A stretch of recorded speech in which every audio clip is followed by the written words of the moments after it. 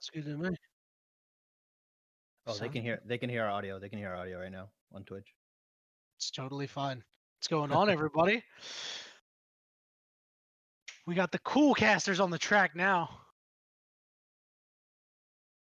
Talking to you, like where your voice in the back of your head, you're conscious, guilty conscious, probably. And we're sponsored by the moon once again. What would we talk about though if we were somebody's guilty conscience? Do we talk about the mistakes they make in League? Guilty conscious? Yeah, we tell them how they feed in lane, and it's actually their fault and not their teammates. But And like how I they do enough of that myself, so I don't think that it would be great for me to, do it for somebody else. that's what my guilty conscience tells me. It's not my fault. How it's actually my fault when I can't climb and all that stuff. That's what it tells me. It's actually you're Listen, just bad. You're washed. You don't have yeah, mechanics. honestly, same. Just go play Sejuani. Stop trying to pick Lee Sin. That's what my guilty conscience tells me. Yeah, same. My guilty conscience is just like, why? Why do you even play this game anymore? You're not as good as you used to be. Please stop playing. That's why I'm a caster now. Pog.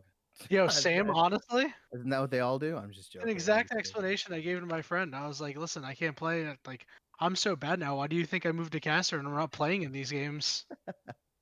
But we are on to match 3 after an exciting match 2 that ended unfortunately too soon. In my opinion, I would love to see some more ornaments coming in, and I would have loved to see that Vi kind of ramp up. I mean, do you have anything to say about the last game? Were you watching at all? I was watching. It just was, just a little one side, and you really hate to see that in a best of one. Um, it's best of one. It's really, really hard to gauge. In a best of three, maybe you could have seen some different draft choices, different bans that the teams may have missed that were like, oh, you know what, maybe we should have banned that in retrospect. Yeah, I mean, I think this will be hopefully not too much of a one-sided stomp. We do have a little bit of rank disparity, actually. The jungler for the Michigan Colossus is Challenger. Yeah, Um, he's a nut. yeah, he's Challenger. I mean, the rest of the lanes are kind of even out. We got some gold players, some silver players, and some plat players, so that should all be kind of fun Fiesta style. But And it's you know, not and it's not only that he's a challenger player, he's also a challenger jungler, man. Like yeah. he So plays all the jungler. He plays all the junglers from what I can see, he plays them a great amount. So he plays a lot of League of Legends. In the words of the great I'm a cutie pie, this dude loves League of Legends. yeah, no, I agree, and I think the goal for Indiana here is probably just try to get him onto something that he can't have a lot of early game impact on, right? Get him, off the Graves, get him off Olaf. It looks like he's been playing that a lot. Don't give him Lee Sin, Evelyn, Hecarim. Try to get him on something like Set, Sejuani. I mean, even Kindred, one of his most played. Kindred still needs time to ramp up, and if Indiana can deny the Kindred pick all the stacks that she can get, then she's not going to be as strong, right? She's pretty much just going to be reduced to an ult bot trying to keep her team alive. And I think that's going to be the goal for Indiana to try to win is just push him off, um, carry junglers. I mean, there's a lot in the meta right now. I mentioned Graves, Hecarim, Evelyn. You got Kindred, you got Lee Sin, who's kind of a pseudo carry early game. And if you can just kind of reduce the early game impact, then he kind of just becomes another team fighting kind of champion or team fighting kind of player, right? The junglers aren't gonna, he's not gonna 100 to 0 you in a side lane like a mid laner would, or he's not gonna, massively try to outplay you in a 1v1 like an ADC versus an ADC would, right? He's gonna be grouping up with his team and trying to look for, whether he's the engage or if he's the damage, he's gonna be trying to looking for a way to set his team up. He's not gonna be the main carry if they can get him on some if they can get him off of like Graves and stuff like that. Right, right. I think there's two ways they can kind of play this. So I think the first and foremost, you want to make sure to ban all of the champions where a player can show skill expression. So players that are, of this caliber, you kind of want to, as you mentioned earlier, take them off things like Lee Sin, where there's a ton of skill expression involved in Lee Sin, because this is where, you run into those Lee Sins that you play against every once in a blue moon that you're like, these guys are absolutely insane. What rank is this guy? That's those flashy champions that can make the big mechanical outplays are the kind of champions you want gone. Conversely, you could also opt to ban every jungler, all of the available junglers that you can that are very, very good in the early game, and just try to put so much pressure on this guy, bring two people over while he's doing a camp, and try to get some early kills and send him behind. I really think that Indiana is probably going to have to put together some sort of cheese strategy in order to come away with a victory today. I mean, cheese for sure, maybe something along that lines, or they just try to take away the power from Michigan's jungler, right? Hard. They It's go hard. no. Like, They just go in like they try to stomp top and mid, right? Getting two players ahead versus having the one enemy jungler ahead is obviously, it's more valuable when you have your mid and top ahead or your mid and ADC, right? They can just they can just feed Indiana's jungler to the wolves, or in this case, feed this jungler to the Michigan's jungler, and let him die, let him get behind, put him on something like Sejuani, and just make him an ult bot. I would love to see that, and then just try to win through mid, top, and ADC, right? Try to make maybe even make the Indiana jungler just super annoying. Put him on Nunu and take this guy's camps. Like I would just want to be a pain in the neck on this Michigan jungler. Make him ineffective. I mean, I think if you can get him away from the lanes and have him trying to focus on the 1v1s against you, and you can just kind of get out with your life, and let's say he's taking your camps, at least he's not taking your team's life, right? If he's taking camps, I'll trade the wolves and the gromp for my mid laner or my top laner getting ahead almost anytime in a absolutely. situation like this. Absolutely. I do think the three hallmarks that we need to see in this game in order for Indiana to get a win: A, you cannot die to the opposing solo laners. You just cannot do that sort of thing. If you give any kills whatsoever, it's just going to allow Michigan to gain so much more tempo. And if they get even a little bit ahead in this game, they can probably just have a stranglehold on the game and just end up slowly bleeding out Indiana. Second of all, I do agree with an annoying jungler that can kind of pester the Michigan jungler, Jouzef. Anything that can cause any minor annoyance, slow him down just a little bit, that'll work great. As you mentioned, with the Indiana jungler also has to remember not to get behind themselves. And then the third is measured aggression. If you're going to do that sort of thing, any misstep that you may make, you may step 1 pixel forward too far, you will get punished for it. So if you're going to do this incredibly dangerous strategy of poking the bear, you have to be very, very careful. Otherwise, you'll end up as a corpse waiting on a respawn timer, and that's 300 gold in the pocket of the challenger jungler. That's not what you want. Yeah, I think it's going to take a real, more collective effort from Indiana to try to neutralize this jungler. It's not going to be, just kind of one guy trying to do it, right?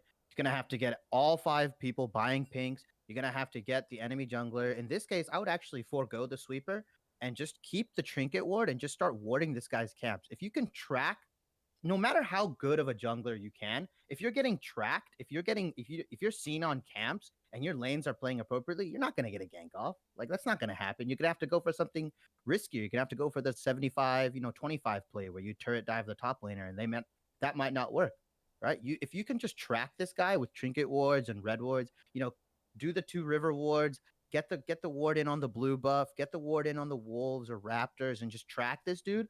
Let's see if he's doing his top quadrant. If this jungler is efficient, he's not going to go Raptors all the way to Gromp to gank bot, right? He's going to probably go Raptors, Krugs, top lane, or Raptors mid, right? So you just have your 2 laners play a little safe. Say, hey, ping him. He's right here. I'm going to go for this. I'm going to play the opposite side of the map so he can't have an impact mechanically and just play. I think you just play opposite from the enemy jungler, and I think you actually have a real good job of. I think Indiana can pull it out. I'm not going to count him out just yet.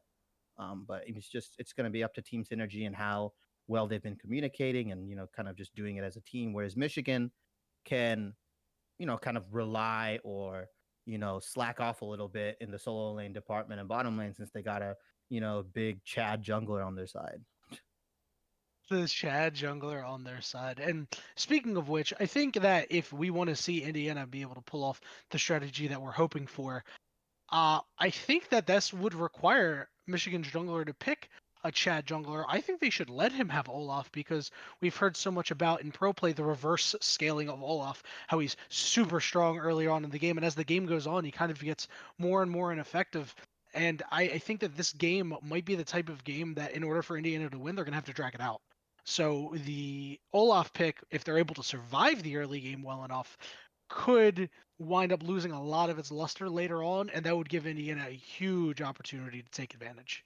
Yeah, and I see in the chat the Chad Olaf versus the incel Nunu, quote unquote. I mean, hey man, if that's what you got to do to win, that's what you got to do to win. I think I The think meme every also, time. yeah, I think what they can do is like, yeah, the Olaf is I think is letting him. That's the one strat, right? You can let him get whatever picks he wants. Okay, perfect. And we can can get the you could get the get the jungler all of his picks, whatever he wants, and maybe just force out one of their weaker players, right? I'm like I said, Michigan doesn't have, superstar players on every lane, right? They got gold and silver and plat players, right? These guys, if they're put on something uncomfortable, they'll be prone to make more mistakes. So maybe you just focus target ban the mid laner, right? Target ban the top laner, even who knows, and just pester him and gank him, tilt him off the face of the earth, make him useless. Because regardless of how good the jungler is, he's not going to win a 4v5. If your top laner is 0-5 in the first 15 minutes, he's going to be useless. He's not even going to be useful as like a tank or a ball of stats, right? He's just going to die instantly. He's going to tilt off the face of the earth, and no amount of mechanical play is going to win you a 4v5. 9 times out of 10, unless this guy's playing like insanely well. He's getting the first 2 kills right off the bat. I think I think it's a viable strat too. Well, I'm gonna see the strategy that they go. I really hope Indiana doesn't just go with like generic bans. I don't hope they don't have to ban just like the regular kind of OP stuff, because I don't think that's gonna help them out at all. I think they can afford to kind of give the quote unquote OP stuff and just target ban, comfort champions. I hope they did their research. I mean, all of this information was available. So I mean, it just depends on who does their research. Right, right, and I completely agree with you. As you when you play in these type of tournaments where not everybody can play every champion to a high skill level, the comfort picks are something that people always rely on, and they might not necessarily be meta champions. So I do agree with that. You can leave up a lot of them, quote unquote OP meta stuff.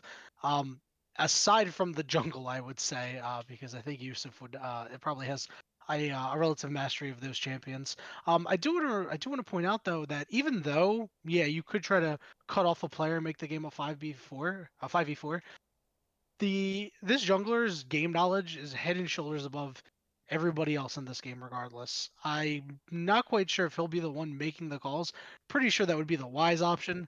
Uh then now all of a sudden the team's macro play has just been increased through the roof. These guys are going to be probably doing a lot of things that they're not used to, and that's where you can kind of expose them a little bit. The rest of the players try to, they're going to be out of their comfort zone with certain plays. They're going to be second guessing themselves a lot. So if you are Indiana, I do think that once Michigan goes to make a move, if you decide that you want to take a fight, you just have to can you have to commit to it.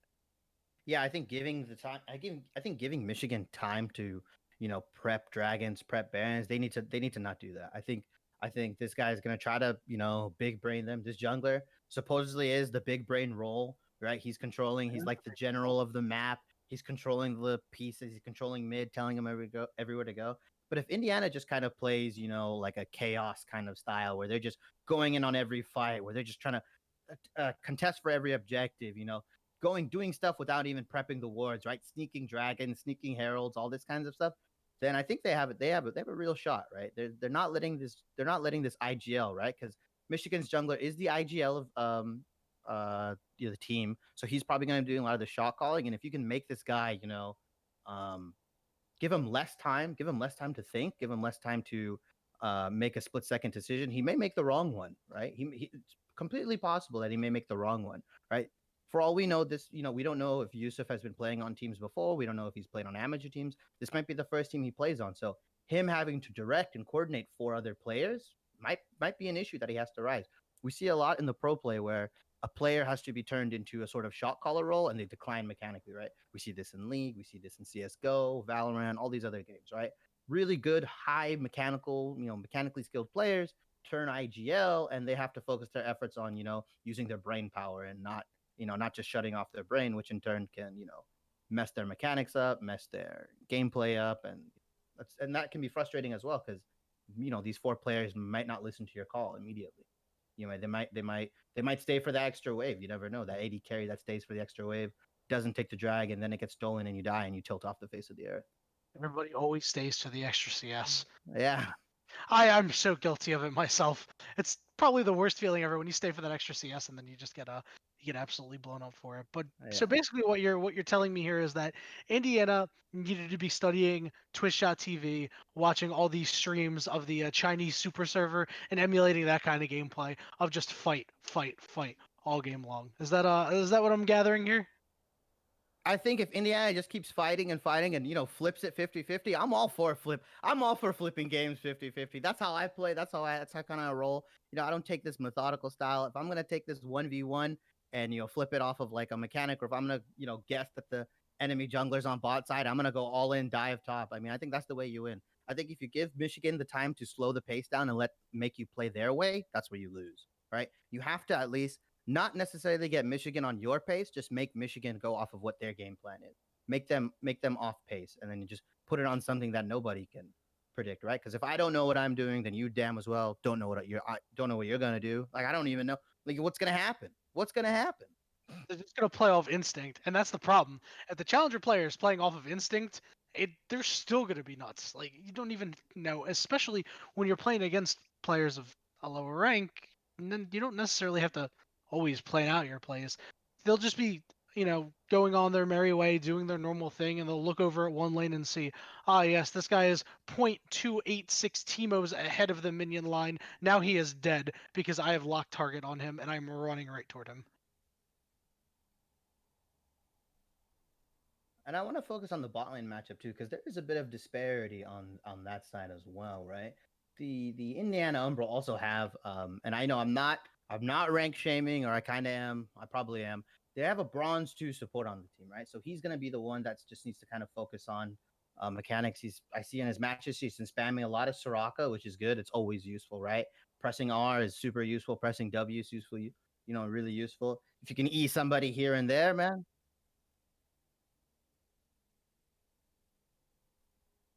Yeah, and if you are tired of hearing us talk, don't worry. We are going to load into the game very quickly, or soon.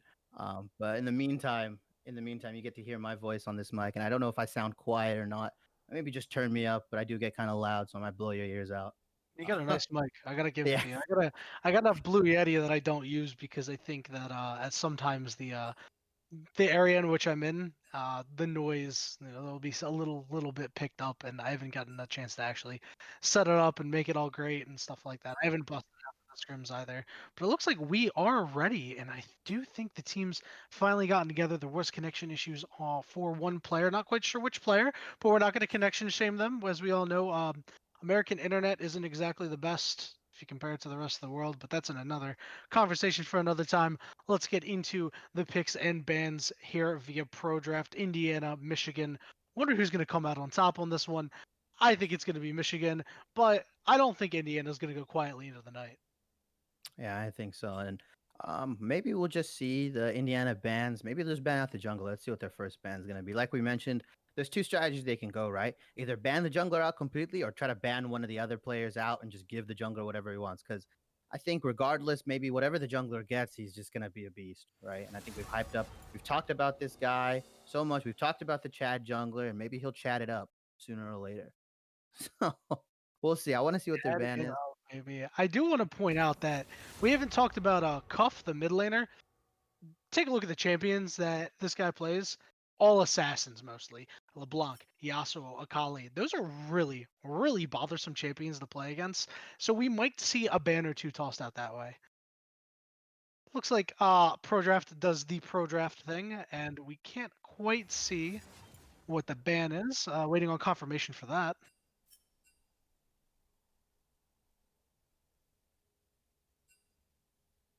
It looks As like we we'll are wait. having some technical issues again with the bands, but just imagine, use your imagination, close your eyes, and I'll take you on a journey into the pick ban What phase, would you right? What would you ban here? What would you ban here? Tell me. If you're Honestly, Indiana, honestly, what would you ban? If you're if Michigan, what would I'm you if ban? I'm Indiana, I'm going all in on this jungler shot. I'm banning Kindred. I'm banning Lee Sin. I'm banning Graves. I'm banning all these guys that can make my team look like a fool. I'm gonna put this dude on Sejuani. I'm gonna put this dude on Sejuani. I'm gonna put this dude on set. Just take it into the Hex Flash set, and I'm going to take you on a journey because it's not that intimidating. If anybody played in season one, set ganks are as intimidating as a pre-6 Warwick rework. And if you know what I'm talking about, good for If you. you know, you know. If you know, you know. If you don't, then I'm going to say you're too young. I'm sorry, you're too young. I don't know. You probably started playing season 8, season 9, or something. You didn't have to deal with all these kinds of champions. You didn't have to deal with TF porting on you every like 30 seconds. You didn't have to deal with Xin Zhao just running at you full force. I don't even like thinking about that, like dealing with champions putting onto each other. It doesn't bother me when a TF ports onto me. You know what really bothers me? When a Silas with Twisted Fate teleports on top of me. Like, dude, I mean, I'm like, all right, cool. Just wait a minute. Wait a minute. Oh, I'm dead. This gray screen's nice. I guess I'll oh get yeah, used. and I think another strat that Indiana can kind of do is I want to see the double teleport top and mid, and I kind of just want to see him just gang up on bot lane, right? Regardless if the jungler is going to be there ganking, if you get your top laner and your mid laner on there, even if your jungler is on the opposite side of the earth, right? He's all the way doing Krugs, or he's all the way doing whatever Gromp, or doing Scuttle or whatever, right? If you can get 4 people down on the bot lane, the jungle's not going to matter, right? And you mentioned that Michigan's mid laner is an assassin player. This guy's not taking teleport. Let's be honest. This guy's taking ignite. He's taking flash. He's looking to kill you. If you just shove him under turret with a Syndra and Oriana, TP bot, get the team fight wins, take drag. I think that's how, like we mentioned, Indiana is going to win. You know, I wouldn't put it past this mid laner if they get LeBlanc to go ignite and teleport. And the only reason why was there's a Reddit thread probably a couple weeks ago now about like that 12-year-old that hit Challenger, and that's what he plays. He plays teleport, ignite, LeBlanc mid. Because you have your distortion, like as long as you're putting yourself in a good enough position, you can forego Flash. Do I think it's the best idea? No. I love Flash personally, and then when you play all your games with Flash, and then you run 2 summoners and none of them are Flash, you kind of, you might you might try to flash and accidentally start teleporting on top of a minion. I've been guilty of that before. Yeah, I mean, we'll see. We'll see. I think the bot lane matchup. It's unfortunate that we can't really talk about any spicy bot lane matchups. I really think that the meta is kind of set in stone. We are playing on patch 10.19, and even though Caitlyn got some minuscule nerfs, probably not even really anything too impactful in my opinion.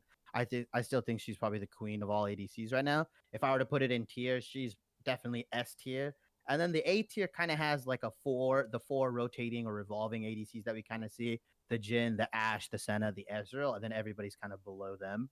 So I mean, it's on Michigan. I believe red side. I believe Michigan's red side. So they will have to, if they think they need to, they will ban Caitlyn. If they don't, I think Indiana should instantly take that. I think the range. I just think she's so overpowered. I don't care how good of a jungler is. You're not going to be able to outplay a rapid fire cannon critical headshot Caitlyn. Like that's just not going to happen. You can't outplay an auto attack. I'm sorry. So you can't outplay an auto attack. However, Caitlyn, although she does have her 90 caliber net, is still what most people would consider an immobile AD carry. So I do feel that it would be an incredibly dangerous first pick because then, this jungler's pool is so big. Now you have such a wide array of options what to choose from that'll be okay. This is what I'm going to play. This is going to be the best thing to get on top of the Caitlyn and render them irrelevant. When you play an AD carry like that, that's the kind of risk that you run. She feels a little clunky at times when you're trying to sidestep and escape. So you really rely on your own mechanics rather than having a escape tool such as an arcane shift or any type of dash on a champion. Well, I'm hoping that Indiana can kind of draft the Caitlyn Morg lane that we usually see, or even the Caitlyn Lux lane. Provides a lot of protection, a lot of peel. I think the Morg lane's better. I don't know if Michigan is just gonna fully disrespect them in draft and not ban any of this combo because they just think they're better. But if Indiana can get their hands on a winning bot lane or a really stompy kind of bot lane, I think that's where they have the best chance, right? Getting there, just having inherently stronger champions and putting Michigan on harder to execute stuff. I mean, not that I'm saying Senna and Jin are like really hard to execute, but obviously Caitlyn with the range leash, as long as you have strong fundamentals as an ADC, Caitlyn kind of outshines almost everybody, right? She can range leash, she can use her abilities, intelligently. She can use her 90 caliber net, her traps to like completely just deny it.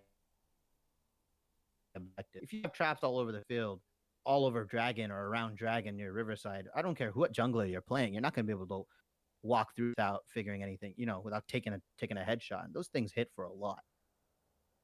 Right, right. Uh, Yeah, it's hard to get hit by a headshot and try to live to tell the tale. It yeah. looks like we might have the pick and bands ready to go. Not quite sure. Excellent. Excellent. Cool, cool, cool. All right, excellent. So they've been in picks and bans for a little while now. We do see that Indiana opted to ban Graves, LeBlanc, Olaf. I think these are all very, very wise decisions. Yeah, especially the LeBlanc ban as well. The champion is a very, very big nuisance to deal with. Michigan, I think Michigan with the smartest ban of the draft, banning that Soraka. I think that was really, really important. As Blue Jay was playing nothing but but Soraka, Soraka. just Yeah. the banana lady. And that champion, while most people see her as particularly easy support, positioning is super important. I think that even if they left the Soraka up, it would have been abusable. However, I do agree with the ban ultimately forced them onto a different champion than what they've just been playing nonstop. Yeah, now as we said, as we predicted, right? They banned the Graves, they banned the Olaf, and they put Jouzef on Kindred, which is actually one of his highest win rate junglers. I believe it's a 70% win rate right now from what I see. And honestly, this is one of these junglers that takes time to ramp up, right? Like I mentioned, she needs the stacks, she needs the kills on the stacks on the people she marks to really get going, right? She needs the extra range, she kind of needs all that stuff. So if Indiana can kind of, coordinate and deny stacks with their jungler, I think it's really important. We also see the Zoe pick in for Michigan, which is really off brand, I guess, of their mid laner because this guy's playing mostly assassins from what I've been looking at. Yeah, he plays the LeBlanc, the Yasuo. Does play a little bit of Zoe though. Yeah, Zoe was 11 games on it. yeah, one of the champions they played a little bit more. Was up there. They know their way around the champion. That's you have to remember. That's 11 ranked games. That doesn't account for all the normal games that you play in that champion because the champion was a little tricky to learn when she first came out, especially with how the paddle star interacts with angles and whatnot. A more advanced version of Vel'Koz that does a little bit more damage. Yeah. And we also see the Maokai pick, just a standard. I think we're just going to see a wet noodle fight top lane. I mean, they could flex the Vayne top, which would be super cool. That Um, that could be a support Maokai. Yeah, maybe it That might could be be a support support Mao. Maokai. Mr. Machismo has played some Maokai as a support. Oh yeah, it I've looks like he seen it. has actually 375 games on Maokai, so it might be the Maokai support. Machismo. Yeah, I like the pick there. So, as we have a look here, Indiana has selected Vayne Victor Karma. That's a lot of damage. That late game combo of Vayne Victor can do a lot of damage. It looks like they're electing to play for the late game, whereas Michigan, as we know, in Kindred Zoe Maokai, is pretty good. Maokai, a very good champion at locking down opponents, whereas Kindred and Zoe are then able to follow up and pump out a ton of damage. Last two bans we see on the side of Indiana, Shen and Caitlyn. I do like those bans. If you're going to opt for a Vayne, you always want to ban the Caitlyn. yeah, and yeah, I guess Blue Side had to ban Caitlyn here. It's kind of unfortunate. Indiana's kind of put on the AD carry that requires heavy mechanics and heavy, mechanically outplays and stuff like that. I was really hoping to put them on something that can do more consistent, a lot of consistent damage, right? Not that I'm saying Vayne can't, but it requires a lot more skill on the other person's end. Yeah, I like the Shen ban. I like the Shen ban. I'm really hoping that Indiana just picks up the Ornn here and just kind of goes full scaling late game and slows the pace of the game down to like a grinding, turtle pace. But they're gonna go with the Poppy actually, so it's gonna be a set jungle, Poppy top, Vayne and I Karma don't. bot lane. I actually think it might be a Poppy jungle. The jungler for Indiana, Eternal Hunter. This jungle main Poppy is one of the most played champions out of that guy. The top laner, Fici does play a little bit of set, so I think that might be where they go. Not quite sure. Obviously, can't necessarily confirm that yet. And as you wanted a good pick in the top lane, that Ornn is a Yeah, fairly good spot. Michigan gets it, which is concerning, right? Because they're running the double ADC comp pretty much, right?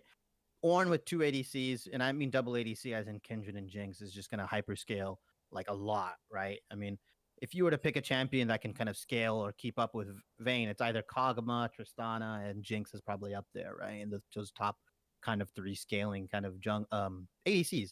And then we have the Zoe, and we already know what Zoe can do. Everybody's seen it. I've seen it. I hate it. She bubbles you, she pops you, and you're dead, right? And she's even worse with the ornament upgrade with the witch, the death cap, right? Death Death Crown, yeah, crown. Rabadon's Yeah. Death Crown. Abaddon. Coolest name for an upgrade ever. Yeah, I don't know. I like Obsidian Cleaver. I think that's kind of cool. Obsidian is just an always. I rarely hear the word obsidian, and I know it's supposed to mean like really dark black. It's like a rock. It's like a geology. You guys are getting some lessons in here today as well, not just League of Solid. Legends. Anybody that's going to Zoom University, bringing it right back. Obsidian is a rock. Zoom University. That was a good one. I've never heard Yeah. anybody refer to that as Zoom University. I prefer Google University myself. Ah, I see. Well, I mean, It's whatever the young kids are doing now these days. I wouldn't know. All these Um, boomers. all these Zoomers, yeah, they're memeing right now in the chat. I can see it. Molten Edge is a pretty cool one, actually, brought up. Salvation? I don't know. I don't know. I've never been a fan of Salvation. That kind of just reminds me of like Yu-Gi-Oh. Salvation kind of just reminds me of like, binding, like all the binding light, the swords of revealing light, the change of heart. That's all it reminds me of when I think. All the annoying cards. Yeah, all the annoying cards in Yu-Gi-Oh. That's what Salvation reminds me of. I remember when I was a kid, everybody's like, "I'm gonna play my Swords of Annoying." Yeah, I bet you will. Yeah, I I'll bet just sit you. here. We'll just sit here for 3 turns. Thanks for elongating the game by 3 turns. Yeah. Appreciate it. You don't even draw the Mystical Space Typhoon. You don't draw the MST. It's horrible. You're No. just waiting. You're just chilling, drawing cards.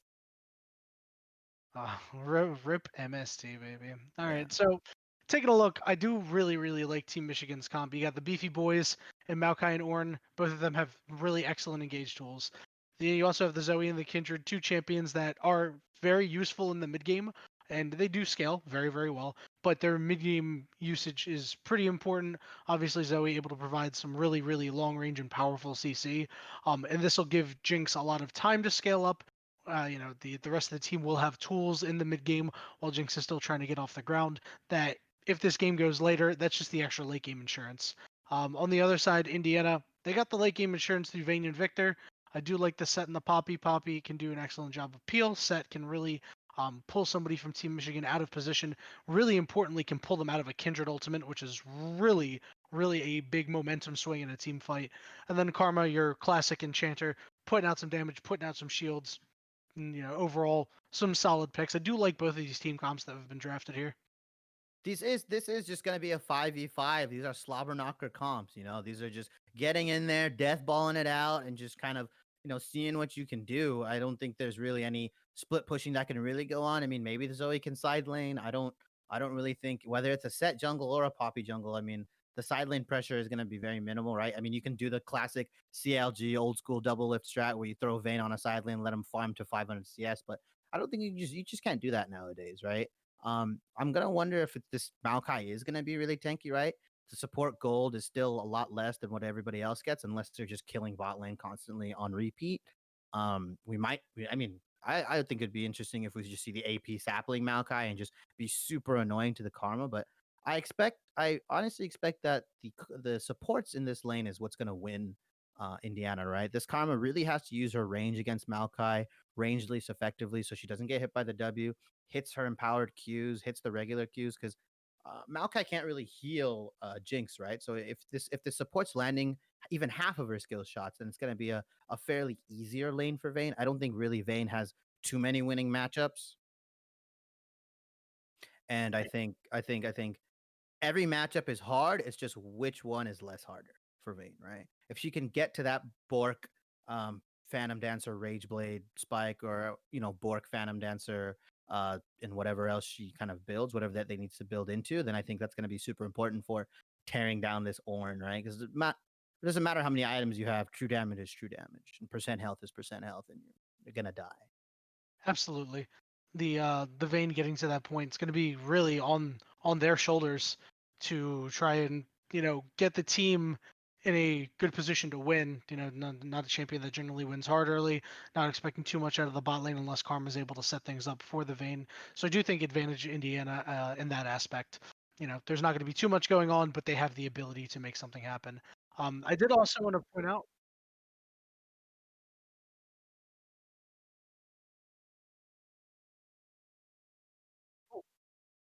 Is this okay? Hearing some We interesting things here from production. Um, Yeah. so apparently the teams are redoing the draft. Yeah. Not I guess sure. we're redoing the draft. We just talked up a really interesting draft, but you know what? Imagine that game ended, 0-0. It was a tie. It's all good, right? You imagine it's a choose Scoffed. it's a choose Scoffed. choose your own adventure. Choose your own adventure. Choose your own team Supposedly. comp. Yeah, choose your own team comp, figure out who won. Imagine the game in your head, right? Let's say the Karma's throwing spells, the Vayne's slinging around, she's condemning, she's queuing, and don't worry, I'll cast this for you right now, guys. Close your eyes. All right, the Vayne's condemning, he's queuing. Victor hits a huge laser, gets the R. Look at the gravity Actually, field. never Look at the mind. gravity field. Yeah, look out for the gravity shield. Actually, a surrender vote comes in. Both teams surrender. Both nexuses blow up. It's a tie, guys. I'm Points. sorry. Nobody wins Yeah, except Mark for the Merrill caster. comes down. Mark Merrill comes down with the fist of God and just So, punches hold on. everybody. It's all done. It's all Mark done. Mal comes down. Hold up, wait a minute. You got that Yeah, over finished? yeah. That's what's happening right now.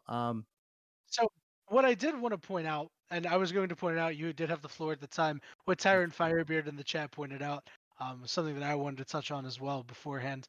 The supposed set poppy engage that we would have had is pretty minimal. Generally speaking, that engage is like super good when somebody's just caught out of position in transit somewhere. Not really something that you can just kind of like, all right, we're gonna start a fight. We're gonna saunter up, use our abilities, and start up a fight. The karma can kind of enable the set to get in a little bit faster, but that's about it. But again, we don't even know what these team comps are anymore. So I want to talk Yeah, about how are we lumping Indiana in the corn category with Illinois? Because I'm. remember I mentioned, I don't know who was here for that, who knew that everything West Ohio and West is corn. This also does mean the Iowa Kingslayers, who are looking to be one of the better teams in the league, are also corn. But I do think they're that Indian corn that has the different colors because that's the fancy corn. That is the fancy corn. I agree. I actually like elote more, which is like the Spanish kind of corn with the mayonnaise and the sauce and all that stuff. That's my favorite kind of corn. But I don't know what they get out there. I'm living kind of in California where everything's on fire right now. But I actually did want to ask chat a question. I don't know if anybody knows this interaction. We did see the Oh, draft a you have little bit. what? Excuse me, Whittlesmall? I'm only interested in corn. Yeah, corn. It's only corn. We're only sponsored by corn sometimes. Oh, I we are think sponsored by the moon today. today we're sponsored by the moon. We should have been Um, sponsored by corn. I think the moon is up in the East Coast, so go outside, thank the moon for everything it gives, all the moonlight, the shininess, how it controls the waves. I want you to, interline your chakras if you have to, your moonstones, whatever you got, whatever you need to climb in League of Legends. Moonstones. Moonstone, Moonstones. Let me tell moonstone. you, my favorite kind of moonstone is the one that evolves Nidorino into Nidoking. Yeah, there you go. There you go. For anyone, hopefully you Zoomers understand that reference. If you don't, I can't help you. Again, I'm sorry, guys. There's no way that these Zoomers don't understand that reference. 0%. I assume the Zoomers grew up with the garbage Pokemon, right? The Garbodor. Literally, it's a garbage bag Pokemon. That's what I remember. I think that was in Diamond and Pearl, or maybe Platinum. I forgot. I stopped playing after. I stopped playing with. I stopped with Emerald. So I Cards. arguably the best, arguably one of the better Pokemons of the generation. I'm still a Silver fan myself because they introduced night and day cycles. That's something they didn't. All right, so this draft is coming together. There is going to be no bans. They've already gentlemen's agreement on what is going to be banned, so this draft should come pretty rapidly. We do apologize for the delay. Thank you all for sticking with us. You guys are all great. Thank you for listening to us too. I don't know, you know what? They don't pay me. They can't find me. Thank you for listening us to sit here and bullshitting around. Um, And I'm but talking about Pokemon, Yu-Gi-Oh, and talking whatever about else. Pokemon, Yu-Gi-Oh, corn, and everything under the sun. We do appreciate your time tonight, and ideally, we will be able to get you some League of Legends action as soon as we possibly can. Because I am ready to cast a game of League of Legends. Please, I am just so ready. I want to shout, scream, and shout, and let it all out. Um, If you maybe. don't get that reference, you're still too young. I'm sorry, I man. mean, I don't blame them if they don't get that reference. That's fine. Are you telling me you don't know the Black Eyed Peas and not the food? Come on, Oh come no, no, on. listen, I do, but I'm not gonna blame them if they don't. I mean, I, most Zoomers, if they know about the Black Eyed Peas, don't even know that Fergie had a robust solo career. most of them even know that there's more than two members. And most of them don't even know that there's Black Eyed Peas has four members. Actually, Yeah, that's so right though. yeah, most of them don't even Uh, know. A lot of them don't know. It's okay. It's okay. I'm not hating on you, Zoomers, you Boomers. hey, I don't know what to call the other guys. don't throw the B word around like that. I'm really insecure about it. Oh, it's okay. Don't worry. All of you guys in the chat, you guys are all oomers to me, so that's all that matters. Oomers. Everybody's out of mana. You didn't pack your Mura mana or anything Yeah, like that. no, no, no. Like Tyler once said, you have no mana, so you guys are all oomers right now. Or you No, guys are not enough playing. mana. Yeah, you don't have We any have mana. no mana. Meanwhile, Freak's sitting there like, I have no mana. Yeah, he's completely acknowledged. Should have bought that Trinity Force. Trinity Force Gives you some mana. I wouldn't Yeah. advise Trinity Force on Caitlyn though. You never know, man. I see Mana Moon on like every KD carry now. I think I had a last game, Hold up. yesterday. I had a Mana Moon Twitch on my team. Which, honestly worked out a lot better than I thought it would. We won, but um, you know, Hold on. and I, Somebody had just told chat, I'm sorry, that the Black Eyed Peas are quote garbage? Excuse me? listen to the early stuff. And I see you, Eric. I see you Who? type that. I talk too much in Resident Sleeper. I'll time you out right now. Don't think I won't. Who else? Press 1 in the chat if you want to see this guy timed out. Mods, press 1 for timeout or press 2 for Pwn Star Ninja timeout so I don't talk. Oh, we can't be having brigades in the chat here. Oh, I Nor see do the I think ones. I anything's see oh the no, here we ones. go. I see a 2. That means that guy's getting timed out. Time out the 2 guy. Are you gonna time out the 0 guy as well? No, I'm not. It's. I'm timing out. I'm timing out everybody. I'm going on a tyrant rampage right now. Call me. Why Call are me. we Call me why King are we Darius. why Call are me we King targeting Darius. from chat, please? Twitch chat is the collective hive mind of challenger players, bronze players, iron players, and the ever so rare wood players that we see, and they're all collective hive mind. I would like to point out, can confirm we do have a challenger player in Twitch chat. Yeah, we do have a challenger, and we probably have a lot of iron players in Twitch chat. I'm not gonna. Couple of iron players. Isn't the It's average? okay. What is the average right now? I think they released the statistics not too long Uh, ago. so the average is what? Silver now, right? It's Yeah, silver. yeah, Yeah. something like that.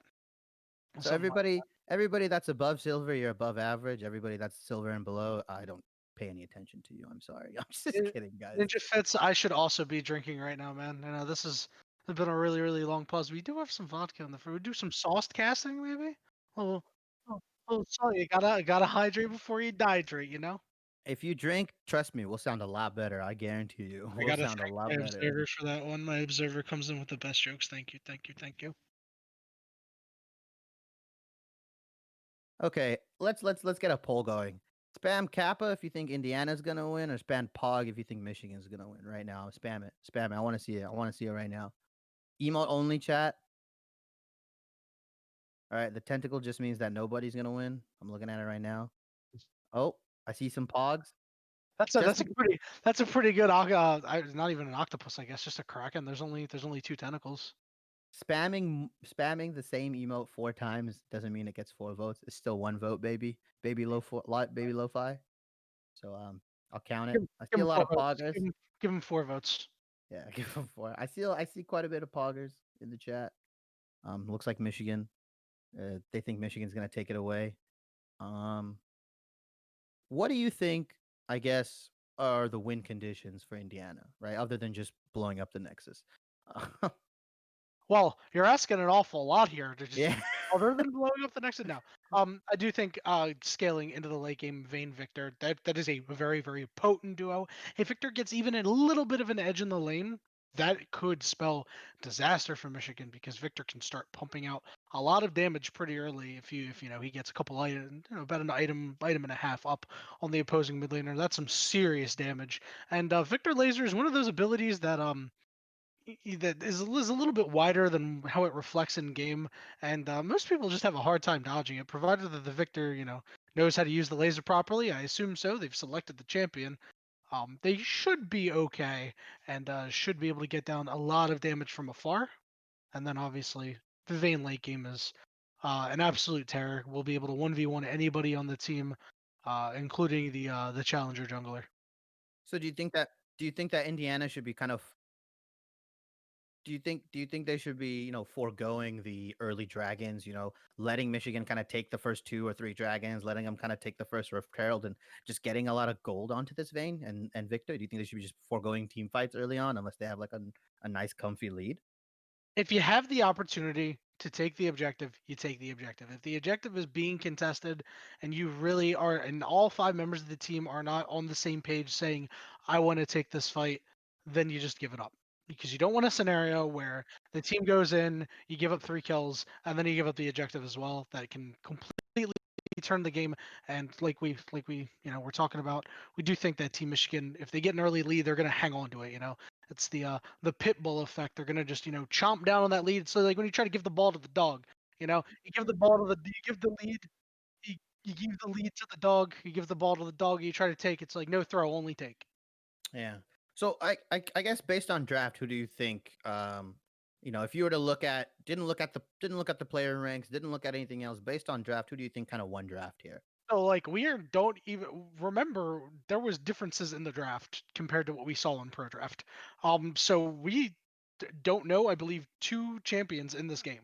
We have an idea. Okay, we have an idea. Apparently, okay. So apparently the draft is back to normal. It is the normal draft. Thankfully, that we know the exact teams as they were on the pro draft. So I do think Team Michigan has enough engage, enough tanky boys, enough mid-game damage combined with mid-game crowd control, ways to pick the enemy team, and then a late-game insurance policy. And that seems like a really, really complete team to me. Hmm. Yeah, I think I just have to agree with you. I think Michigan has the easier to execute comp, and we don't really focus on that much, right?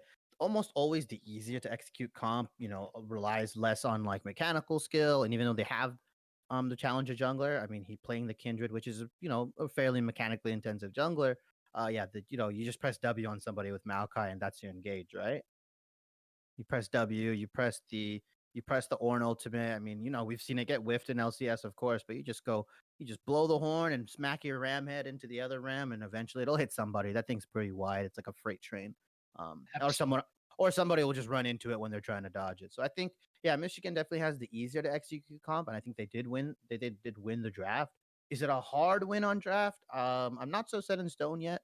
The Victor, I really like the Victor pick into Zoe. I think we've seen that matchup a couple times played, in previous seasons of the LCS and North Korea. The true mark, if this Victor really obviously knows how to play his character, if he's going to do the walking laser, like the fadeaway laser that we usually see, where they're walking one direction and they laser the other direction, so they don't really know.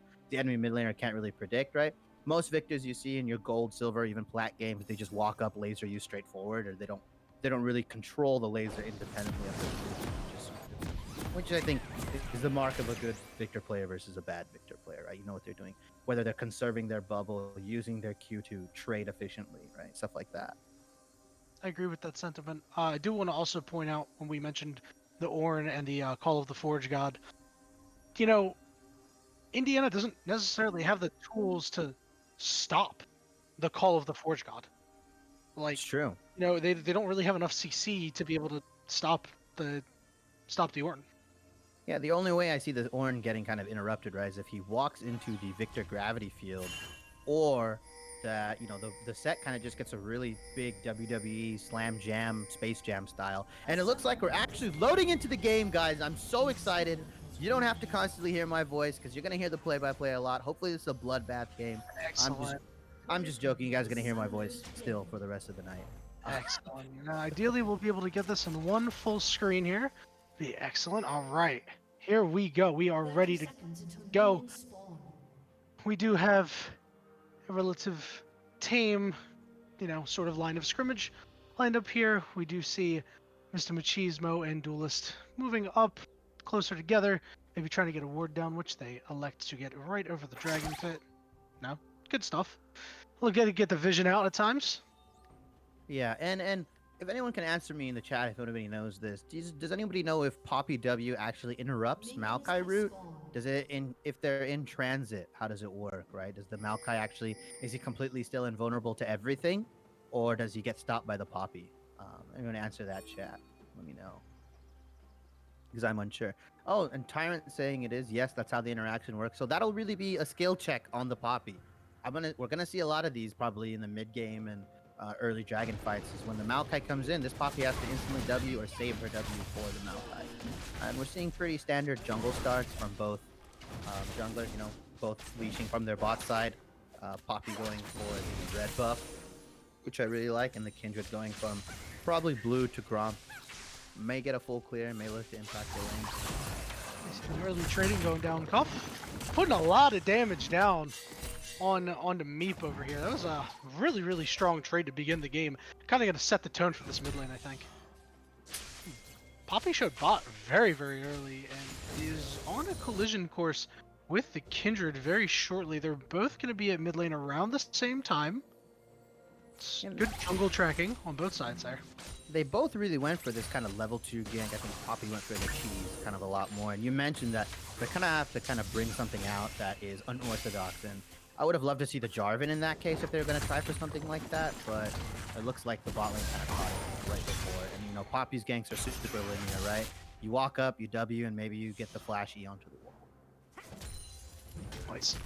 Nice punch landed on top of the Ornn, doing a little bit of damage. I wouldn't want to be the guy to punch an Ornn, but it looks like Set is able to deal out a fair amount of damage with that punch. Yeah, and we just see standard trading, and we mentioned, right, this Karma kind of has to get these keys in. Oh, we see an invade. Yep, Jouzef, this is exactly what we expected. Eternal Hunters running for their life over near the Blast Cone. Won't be able to get the Blast Cone off. First blood going over to this Kindred. Meep also in a lot of trouble. Now that Blast Cone popped by Jouzef. He's on 1,000 downers. He's drowsy. feviknights. Meep is going to pop that cleanse. Excellent job there. But Jouzef is going to turn it right back on to Meep. One more auto attack won't do it. Now Fici is in the thick of things. Does get the kill onto Jouzef. Is now in the middle of two enemy team members. Meep doesn't have any mana left to give. Smolek with the tower dive is going to pick up the kill. Cuff in a very compromising position. Had flashed behind. Does not pick up the kill. Cuff does go down there. It goes over to the Poppy, and some nice brawling early. Team Michigan, though, coming up on the positive end of those trades. Yeah, and I think although Michigan kind of invaded and got what they wanted, I mean Fici's looking real thicky now with the one kill, the one assist. I think he's in a good position against this one, right? Nice engage here. It's gonna grab the attention of Eternal Hunters. Meanwhile, the rest of the team is there. So while Smolek might go down here, no, stays alive, ends up dying to Meep. A 1-for-1 trade there, but an excellent rotation by Team Michigan. Remember how we touched upon the challenger jungler is going to bring the positive macro to the team. Everybody was there for that play, able to trade back 1-for-1. And we see Fici with the double buffs trading in. Yeah, an interesting TP by Smolek. I do like it though. Did get the better end of that trade, but I'm not sure how long it's going to last with those double buffs onto Fici. This could go very poorly for Smolek. Ornn does have the item advantage here. I believe he's switching Sunfire Cape, or not the Sunfire Cape. Yo, another trade, and Fici, although took a lot of damage early on in that trade, was able to get a lot of damage back down onto Smolek. Smolek is healing up pretty fairly. We did have a disconnect in this game. I certainly hope the teams did tournament draft like they were supposed to. And they should pause. Jouzef with a nice invade here, but Fici sniffed this one out and is ready to help Eternal Hunters. All of a sudden, Jouzef is in a lot of trouble, gets the smite down, doesn't secure the buff. One more auto attack should do it, running for their life. Can't hop over the wall. That's a kill over to Fici. 2-0-1 has that double buffs. Now, Cuff near that blue buff, and a bit of a rough spot here. Level 5 to level 3 though. Eternal Hunters not giving up on this play. Probably should. Meep is not there. Now no fear. Fight. Oh, that paddle star. Doing a lot of damage early on with just a Dark Seal and a Doran's Ring. The kill going over to Cuff there, and this is a lot of brawling early. I like what this is. I like where this is going. It's really good. I think they were really trying to deny the Kindred stack, which I think they did effectively. You mentioned that she didn't actually get the Gromp out, so the stack wasn't theirs. And honestly, Fici is playing it really well, these early kind of skirmishes within the jungle. I think he already kind of knows that his jungler is going to get a little bullied around, not even just because Jouzef is challenger, but the Kindred into Poppy matchup probably never favors Poppy until she gets really stinky. And the best you can do is, and we see a solo kill. Excellent kill by Cuff. I did want to point out that Cuff was the first one to hit level 6, and I wanted to remark that the ultimate on the Zoe was going to be able to put Cuff in a lot of unique positions, one of them being a kill position there. As we see Jouzef heading to the bot lane to try to make something happen.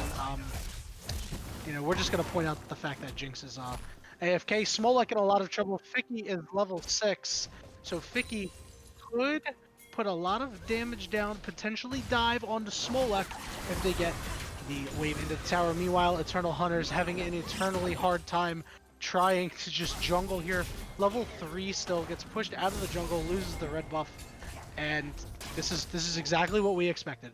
An aggressive early game brawling jungler just absolutely having their way with the poppy. Yeah, this is cyberbullying on its highest level, right? I'm calling the cyber police. I'm calling it, and I'm calling it on you, because this is not fun for the poppy. What you're doing is, mean, egregious, but I respect it. Nothing. Take everything it takes to win. Because right now it looks like the odds are kind of even now that the Jinx is AFK. Just pondering in the shop what they're gonna buy. Really, In the mid lane, there's great aggressiveness here. Meep running for their life. The ultimate does go down, but one more auto attack should do it. And now they could turn back around. Jouzef in that storm, taking a bunch of damage. Cuff has to flash away. They're gonna try to turn it onto Fici. Jouzef chasing him down. Not quite sure if they're gonna get any more damage down. And it looks like that will not be the case. Mr. Machismo having a bit of a rough time in the 2v1 lane now. A little bit of mana. They're trying to farm up as best as they can. Maokai, using a lot of mana on those saplings. Not really much else that they can do at this point in the game.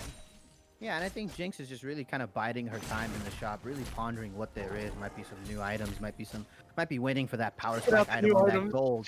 Check it out, the new items put on the Yeah. PvE. Yeah, for the PB. You never know.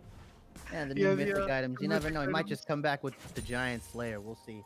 But honestly, out of Indiana, I think Fici has been playing all these small skirmishes, using the TP well, trying to just impact the map wherever he can, right? He got that small lead onto Ornn early on with the double buff and kind of had the item advantage until Ornn did Ornn things.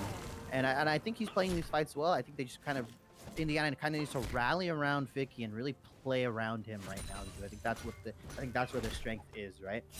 Victor's kind of losing the 1v1 mid, or if you can call it a 1v1. Zoe's coming in with the Morello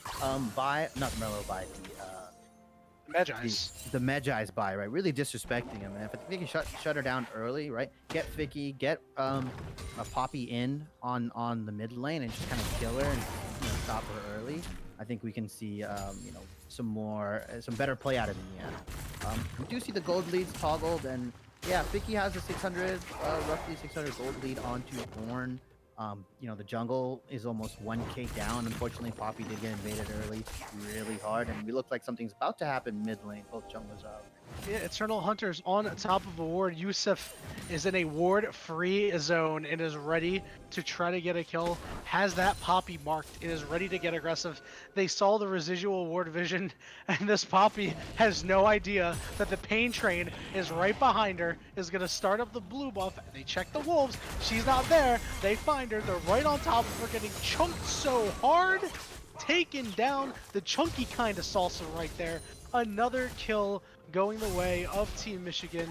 Jouzef getting that stack, and this game, while it is a 5v4 currently, I still think Team Michigan might be able to run away with it. This is the old classic adage. I don't know if you've ever seen the YouTube videos. Can a challenger beat 3 bronze players in a 3v1? This is essentially, we're going to see how much challenger is worth, right? If they're worth an extra player. Yeah, we'll see. I mean, actually breaking out in the top lane. Nice knock up there. Ooh, did a great job to avoid the big fist coming in. Did have to burn the flash, however. The Kindred Mark is up in the top lane, so Fici knows that some people are going to show up. Cuff trying to make something happen. Did not get the Paddle Star. Does get the Drowsy down. That Paddle Star might be up in enough time to get some damage down, and absolutely it is. Cuff picking up another kill. And another Magi. What you wanted to see. That is unfortunate for Fici. Fici did all they could in this top lane, but unfortunately, the map difference might be the undoing here. Fici's jungler a little too far behind. This kind of matchup, didn't have the Bork yet. Wasn't exactly able and to we get the game pause. Make something happen They before figured out. they could come top. And finally, as you mentioned, they hit the pause. They learned the command /pause. This is excellent. And I think they got tired of Jinx trying to pull out the PvE items. They realized what she was doing. So I think they just decided to pause. They don't want to see her come out with anything too big. Good thing that they paused. We are resuming. I'm assuming she has Giant Slayer, has all these PvE items back. I actually don't see her moving yet. So maybe they're just not going to pause. Maybe Michigan's I don't even see a reconnect message from Jouzef. I don't think Jouzef cares the fact that they don't have an extra team member right now. They just want to make life a living hell for this Poppy. Jouzef is enough man for both me and you. This guy's a real Chad. No bot laner. He's invading bot side like he has like 5 players behind him. The Chad jungler. Chad jungler's coming in. He's trying to take all your camps. That's what he's doing right now. And I feel bad. I feel bad for the Poppy. This is not a matchup that favored her in the beginning, and this is definitely not a matchup that's favoring her now. The mid 2v2 is so strong on Michigan, right? They're invading together. It's Jouzef. Oh. Apparently it's Jouzef. All right, Perfect. interesting. All right. Please stop saying Jouzef. Okay, we'll stop saying Jouzef. How are your ears bleeding? That is literally the correct pronunciation based off the letters that we have. Yeah, I mean, we didn't get any unfortunate phonetic spellings for it, but it is Jouzef and not Jouzef. So Jouzef is coming in again with the jungler. There we go. Now, luckily, Eternal Hunters does have the big hammer, could knock Jouzef away. They'll stun Jouzef into that wall, but Cup is here. The rotations are there for the team. This is a 4v2. Now turned to a 4v1. Cup might be in some trouble. Eternal B taken very low, taken down. Cup is still relatively healthy here in the 2v1, looking to take down Eternal Hunters.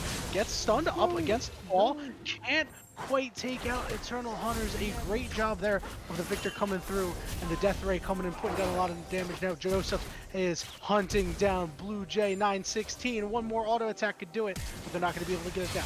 Now Jouzef in a little bit of trouble here. Fire Knights there along with Eternal Hunters. The ultimate goes down. It's going to keep everybody alive.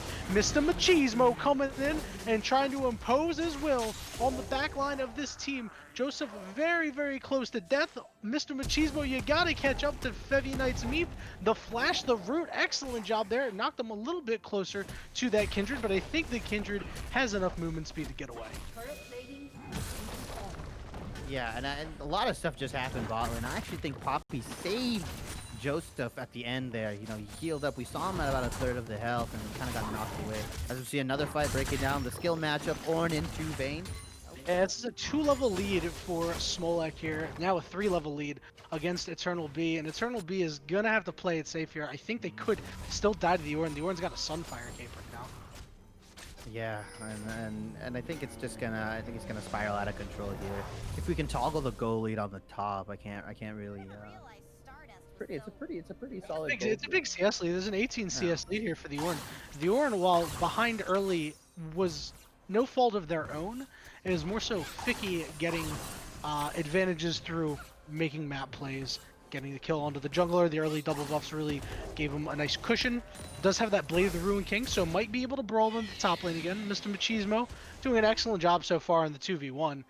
Gotta commend Mr. Machismo. Has the Machismo and is doing, like I mentioned, a fairly good job of keeping this lane pretty even keel. But a misstep there, as I was just talking about it, the caster curse, Machismo goes down. Meanwhile, in the mid lane, Jouzef goes down, but Team Michigan's 5th member is out of the penalty box and is ready to play. It looks like the Jinx reconnected in the middle of that fight. So we do see the Jinx heading toward the bot lane, has a BF sword, has a pickaxe, was just waiting it out, you know, just a safe gold generation sync right there. Didn't want to put themselves in any harm's way or anything like that.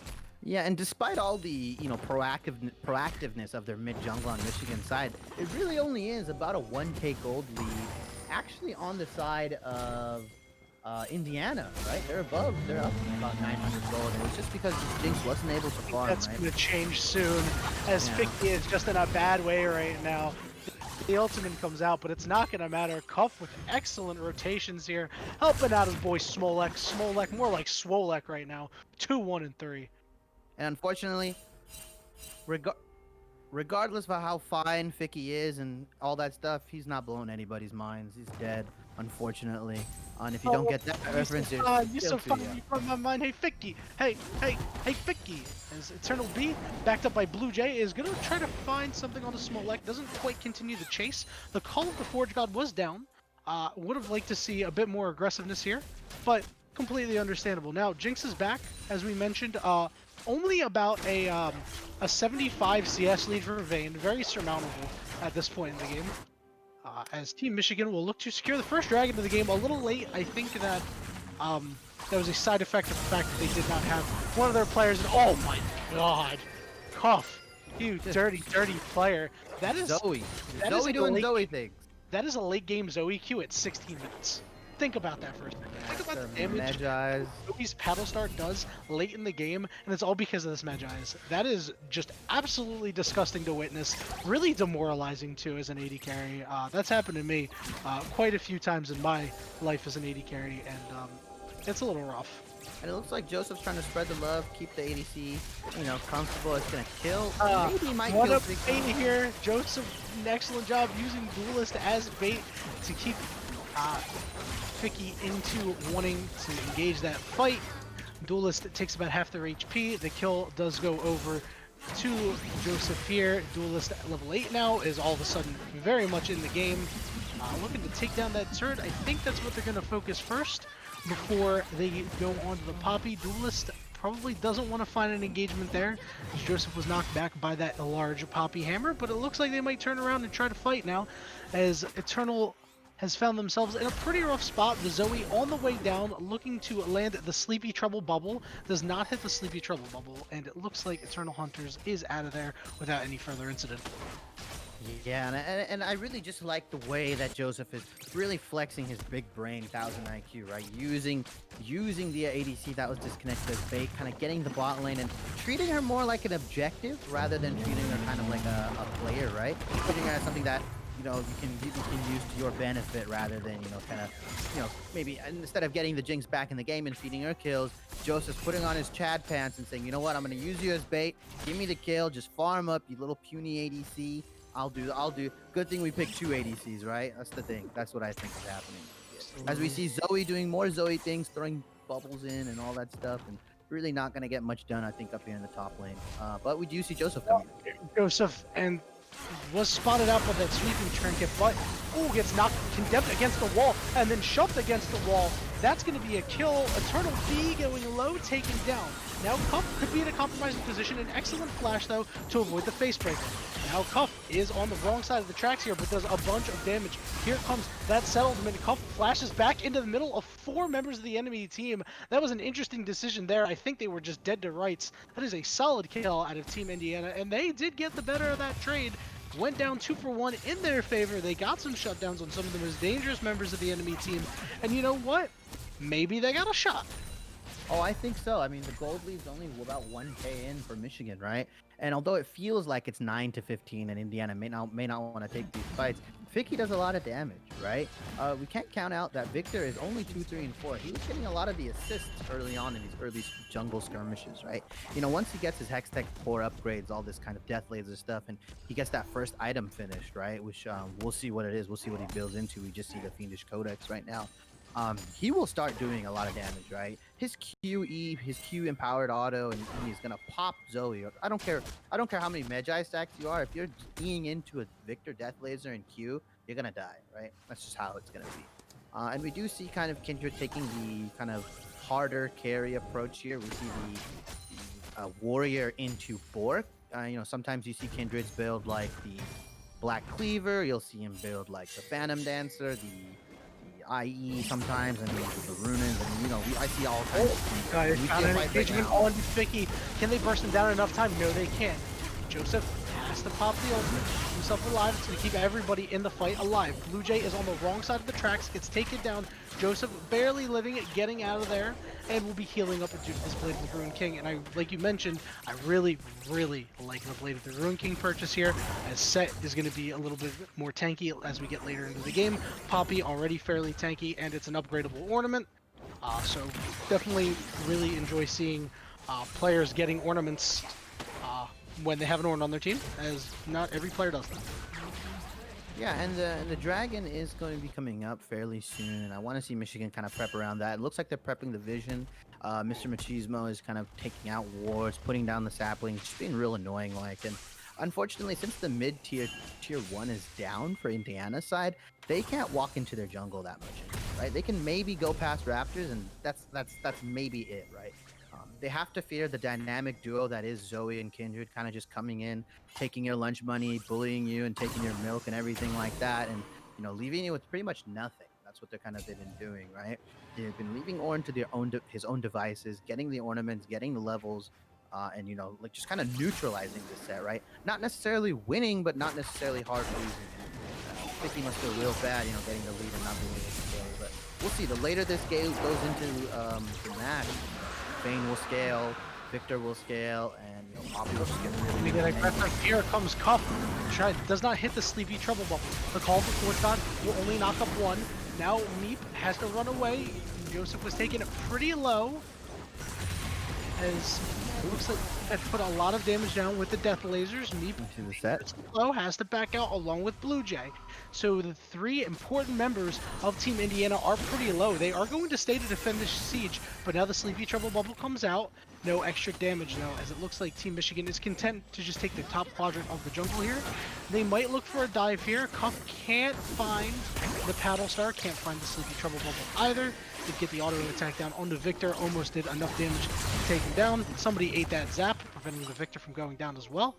So a pretty solid job of Team Indiana there. They did not end up losing too much for it. Cuff maybe trying to put some solid siege. Right? Oh, and Jouzef is ready. Hits the go button, diving pretty hard there. Now Cuff in the thick of things, just throwing all these abilities around. And Team Michigan has gone into full siege mode. Machismo has gone in. We see a double knockup. Jouzef on the other side of the fight, getting pretty low. Drops the Lamb's Respite, but it stepped out of the Lamb's Respite and gets taken down. It's now a 4v4. The strongest member of Team Michigan is down. Let's see if Cuff can pick up the slack here. Team Michigan is in full retreat mode. The final hour was popped by Eternal B. Eternal B can't quite make anything happen, although Cuff did turn around and try to fight. Now this Victor is drowsy, does burn the cleanse. Team Indiana still really wants this fight. Cuff does have a blue buff, and wisely Team Indiana will back off. Cuff looking for one more pick, is ready. It finds Eternal B. Oh, the chickens blocking that paddle star. That was huge. That could have spelled the end for Eternal B. One more paddle star, the nice flash there. Gets hit onto the Vayne. Took the Vayne pretty long to get out of there. These guys really like KFC for some reason. They really want their fried chicken, man. They're really fighting over this stuff. A big kill coming onto Vayne, right? Killing Kindred. That's shut down gold for her. And it looks like she's going for the Rage Blade second item, which, honestly, if you're gonna need to carry, go for the Rage Blade. Screw the defensive items. Try to just outplay them, right? I mean, you guys are 1-for-1ing these fights when it's 10 to 17. I mean, I would just maybe try to take as many fights as you can. Don't let the Ornn, don't get sieged on like they did. That was arguably one of the best sieges I've seen so far out of the Stuff League matches and scrims.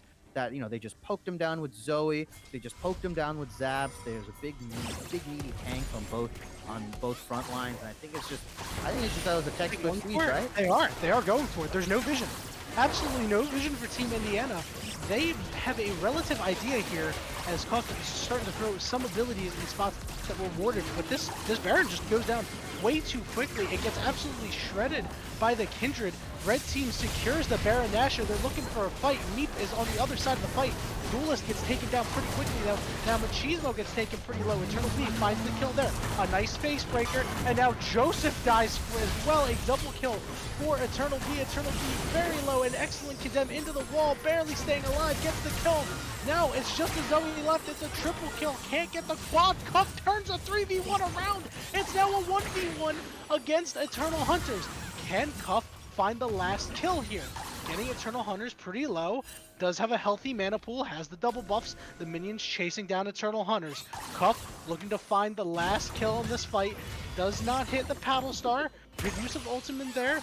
Putting Eternal Hunters in a very weird spot. Does smite the chickens.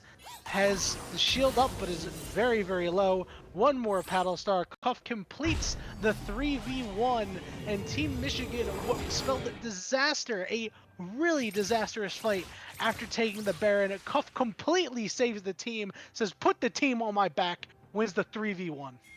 And honestly, though, that's the second best outcome that Indiana could have got out of that after that Baron fight. There's 4 members without Baron on Michigan. You get some gold onto your Vayne, who was originally 2-4, now is 5-5, right? Has more items, Now you know who to focus. Now you know how to play team fights. And I really think that Indiana's keeping this close, regardless of how Michigan's playing the macro and playing the fights. I just think Michigan is actually really underperforming here. As a team, they are underperforming. Jouzef and and Cuff or Coop are So much damage. There's the Paddle Star. Another kill for Cuff. As you mentioned, Vayne is getting into the game, but Cuff has a 25 stack metrics. with a Ludens and the Void Staff. Sleepy Trouble Bubble does land. Here comes the call of the Forge God into the jungle. It knocks up 3 people, but it looks like Michigan wasn't quite ready to fight. But we do see an engagement from the Ornn. On the other side of the fight, it looks like Eternal Hunters is going to be taken out of the fight pretty hard. Cuff on top of Meep, just has to get a little bit more damage down, is very low. Eternal B ready to try to find a kill on Cuff, and does. Gets the shutdown, the Victor survives. Meanwhile, on the top side of the jungle, Jouzef does find the kill onto Eternal Hunters, but now Eternal B wants a piece of this. A nice condemn, but Jouzef does find his way back into the Lamb's Respite, and now Meep dangerously low as he has to run away, can't do anything more, and Team Michigan had a great engagement there. It was a little sloppy at first, but they did a great job splitting up the fight. They come ahead in the fight. They're gonna take the 3rd dragon.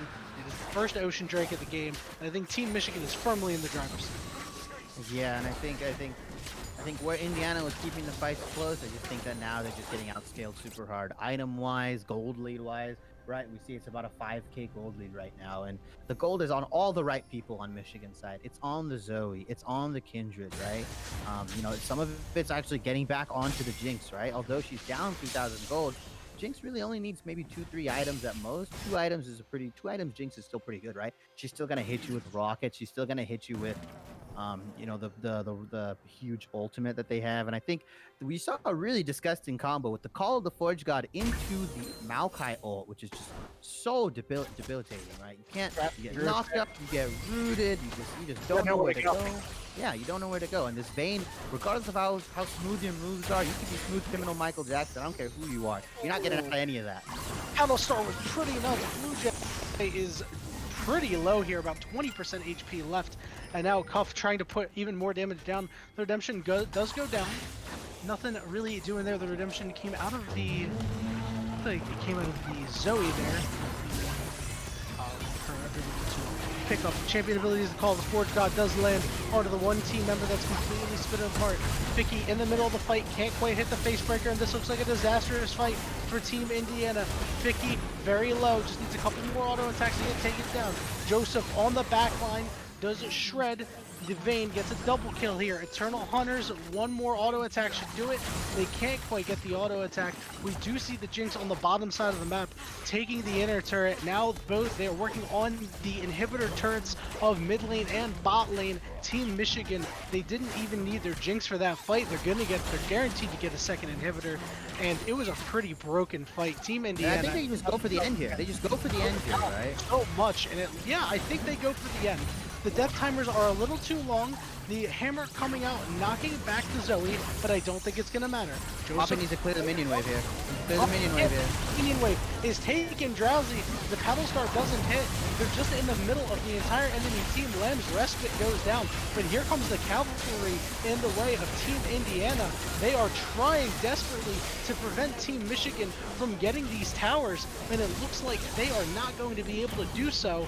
No, it looks like they have pushed them off. Yeah, here we go. A triple kill for the Victor. Excellent job there. I did not think that Indiana was going to be able to repel that push. They did a very good job, and Team Michigan only got the one inhibitor for it. Yeah, and Indiana here needs to channel their inner CLG EU and turtle like no tomorrow. Make this a 60-minute game, come back. You know, that's what I'm expecting right now. That was like a 70-minute game, sir. Oh, yeah? Was it? About 70 minutes? My memory's a bit hazy. It was a long time ago. It was a long time ago. You were around for it, and we could talk about it. Though. Yeah, of course. And I think they really just need to turtle up, and hopefully they can do something, right? This Vayne does have the Hex Drinker. I'm really hoping she doesn't make this item blunder. I really hope if Boris doesn't get her. I'm really hoping that she doesn't go Phantom Dancer into Malmortius, because... Please don't do that. Lifeline! Yeah, just because Lifeline is a unique passive, so they do not stack, right? So you either go the Phantom Dancer or the Mob, but you don't go both. Just remember that. I see you're a fan of Last Shadow as well.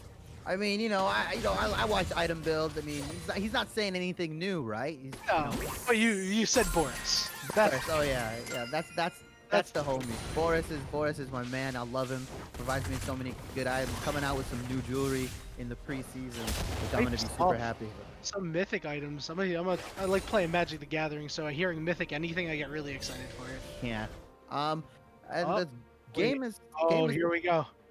It looks oh like Indiana has spotted out Jouzef here, and they are ready to converge. But the rest of Team Michigan is not too far behind. Eternal Hunters got kited very well, and now all of a sudden, Karma had stepped up a little bit too far. The Call of the Forge God, it doesn't matter. That Karma was absolutely deleted. We see Jouzef on the top side of the fight against Fici, and Eternal Hunters does get hammered away, but it does not matter. Cuff does pick up a double kill. It is the second kill. It was on to Vayne, and that is absolutely huge. And Jouzef with some excellent pathing. Eternal Hunters, not quite the pathing god that you wanted to see right there.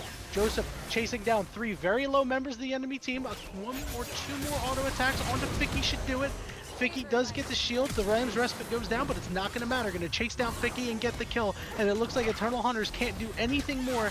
The Nexus down to about 50%. Eternal Hunters leaves the base to try to get a kill, but only worsens their own KDA. And Team Michigan, it was a little sloppy, a little rough, but they find their way to a pretty convincing victory. and call an ambulance, but not for Jouzef, man, because that guy baited.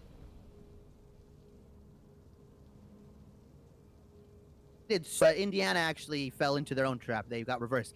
If anybody knows, they got reverse trapped. And welcome to the Shadow Realm on my camera. This is where Indiana is. This is where they got sent. Let me turn some lights on, actually, before we get into this match. Yeah, it's hard to get a good handle on what this game actually would have been, because the Jinx was just not there for a large majority of the game.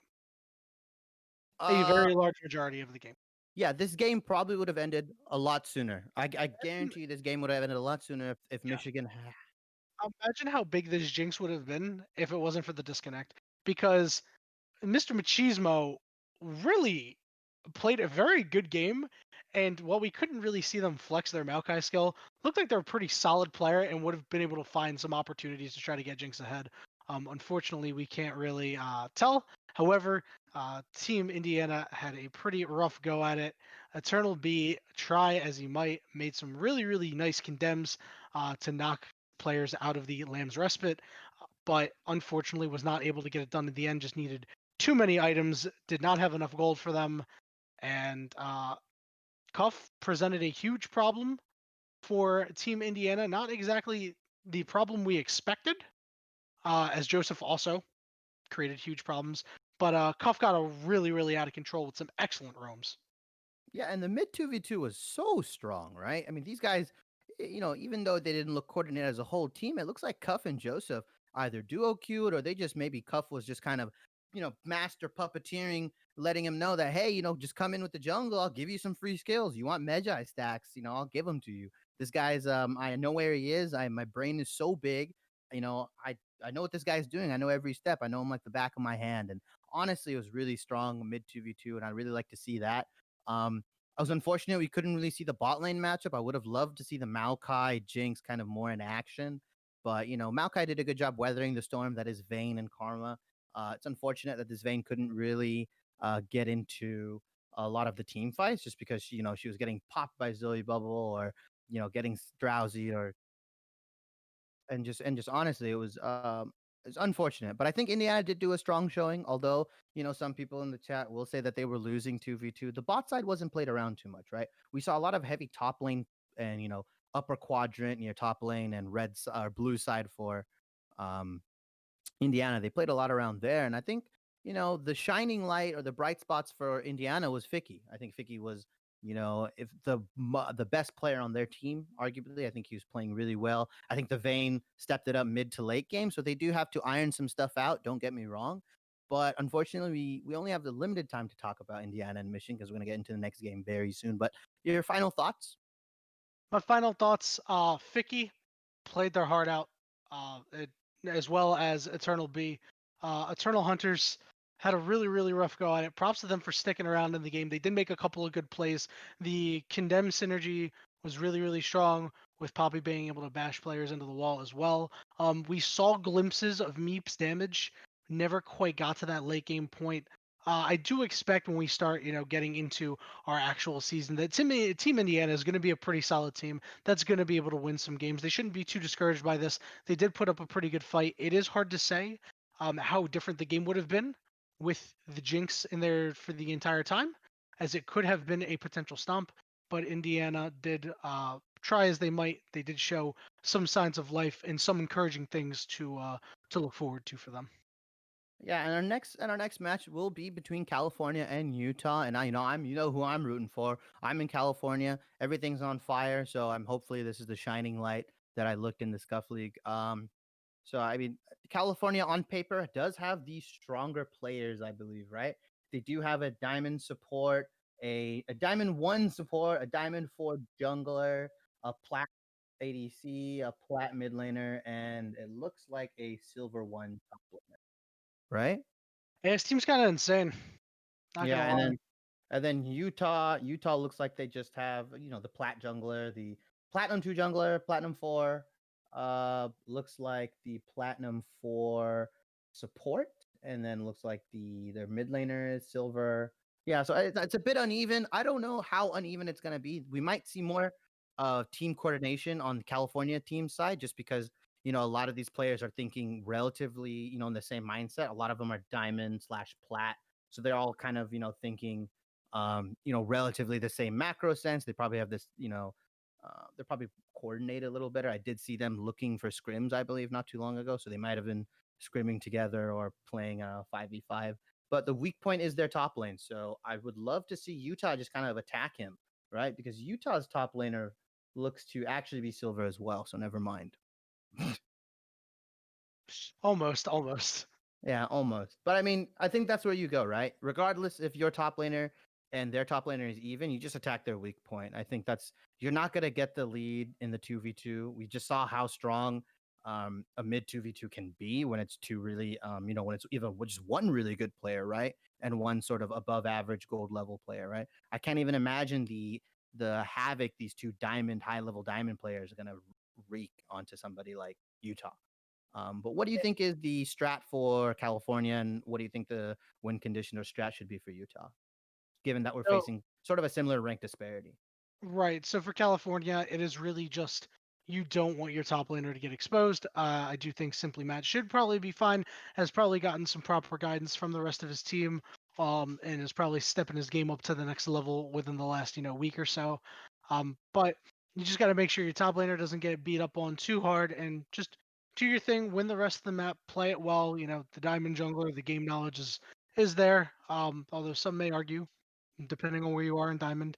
The support is D1 definitely has the game knowledge. And when you have got two really important roaming roles that are both very high rank and kind of know how to execute a really, really good game of League of Legends, this is where you kind of see teams get really, really, opposing teams get really exposed and start falling apart at the seams, especially through the jungle. I expect something similar to last game in the way they approach the game. Yeah, and I see in the chat that a lot of you are saying, you failed to point out that team synergy can overcome individual mechanical 100%. skill. I mean, yeah, it's not that I'm failing to realize it. It's just that we did see a couple expressions just recently, right, in our last game, where Utah or not Utah, the Indiana did look like a bit of a more coordinated top side, at least, right? They, Fici was there before Orn, right, and it was always a 3v2. Like Orn was there late. So we did see some good coordination, and we did see kind of that coordination shine in that Baron fight early on, earlier, and that can happen. Don't get me wrong, team synergy can 100% outperform individual skill, but team synergy matters more when the teams are more equally matched, right? The disparity in rank is high, and we're just highlighting it, right? I mean, we have to. I call it how I see it, right? If I see a diamond 4 or a diamond 1 support, and I pin him against a diamond, bronze, not a bronze, but like a gold or silver level support and jungler, you have to just highlight the difference that is mechanical skill, what the diamond player can do versus what the silver player can do. And obviously we don't have access to these guys' comms. Maybe Utah has been playing together for a long time. Maybe these guys are all a bunch of good friends and they know their strengths and weaknesses. And maybe California is just a ragtag team of like higher skilled players that are just gonna be like, hey, we're good, you're good. Let's make a team and try to do something. That can happen. Don't get me wrong. 100% agree with your statement there. But we can't rule out that these guys are diamond. They are just superior players, both macro and mechanical sense, right? These guys know how to play the map, and like you mentioned, the jungler and support are some of their highest ranked players. I do expect probably these guys are going to be roaming the map. Mid lane is not going to be fun for Utah, and we do get into the pick and ban phase, and we see the Sona ban from Utah. Yeah, it seems like a pretty solid ban here. As we do see that California's support does enjoy playing Sona. That's Daxelio. Seems to be Sona main. We do see California does ban the Silas. Silas is a pretty popular champion and very, very strong. She's got the Kingslayer. Kingslayer on Silas was a mistake. That ability was just a absolute mistake. And it is an affront to all things League of Legends. So I'm very happy Silas is not going to be played in this game. I Yeah, may be biased slightly. yeah, and I really like that, California is kind of targeting, the Silas is a target ban, right? Utah's mid laner has been playing a ton of Silas. Silas is, his in his recent games, he's been playing quite a bit. His last at least 10. The Rek'Sai looks to be another target ban. Rek'Sai is Utah's, most played jungler with 106 games, so they're gonna put him on something else. They Jungler's name is CRITSAI after all. Well, and this is what I like to see right here. So Red Side is getting punished for not banning Caitlyn. This Caitlyn, like I said, top tier ADC. I think the number one best ADC. There's no one that really can compare to her. I think every other ADC is kind of a slight tier below her. So I'm really glad I see the Caitlyn right here. Hopefully, either California has to pick the Morgana or Lux, or they just give it away to Utah if they don't pick it. We see the Sivir into Caitlyn, and Sivir is short range, but doesn't really suffer the same problems as Vayne does when you would pick it into Caitlyn, right? Sivir can kind of just try to outshove Caitlyn and, use the boomerang, use the ricochet to try to, get him away. Can either traps for more mana so you can shove, and it's kind of a rinse and repeat process.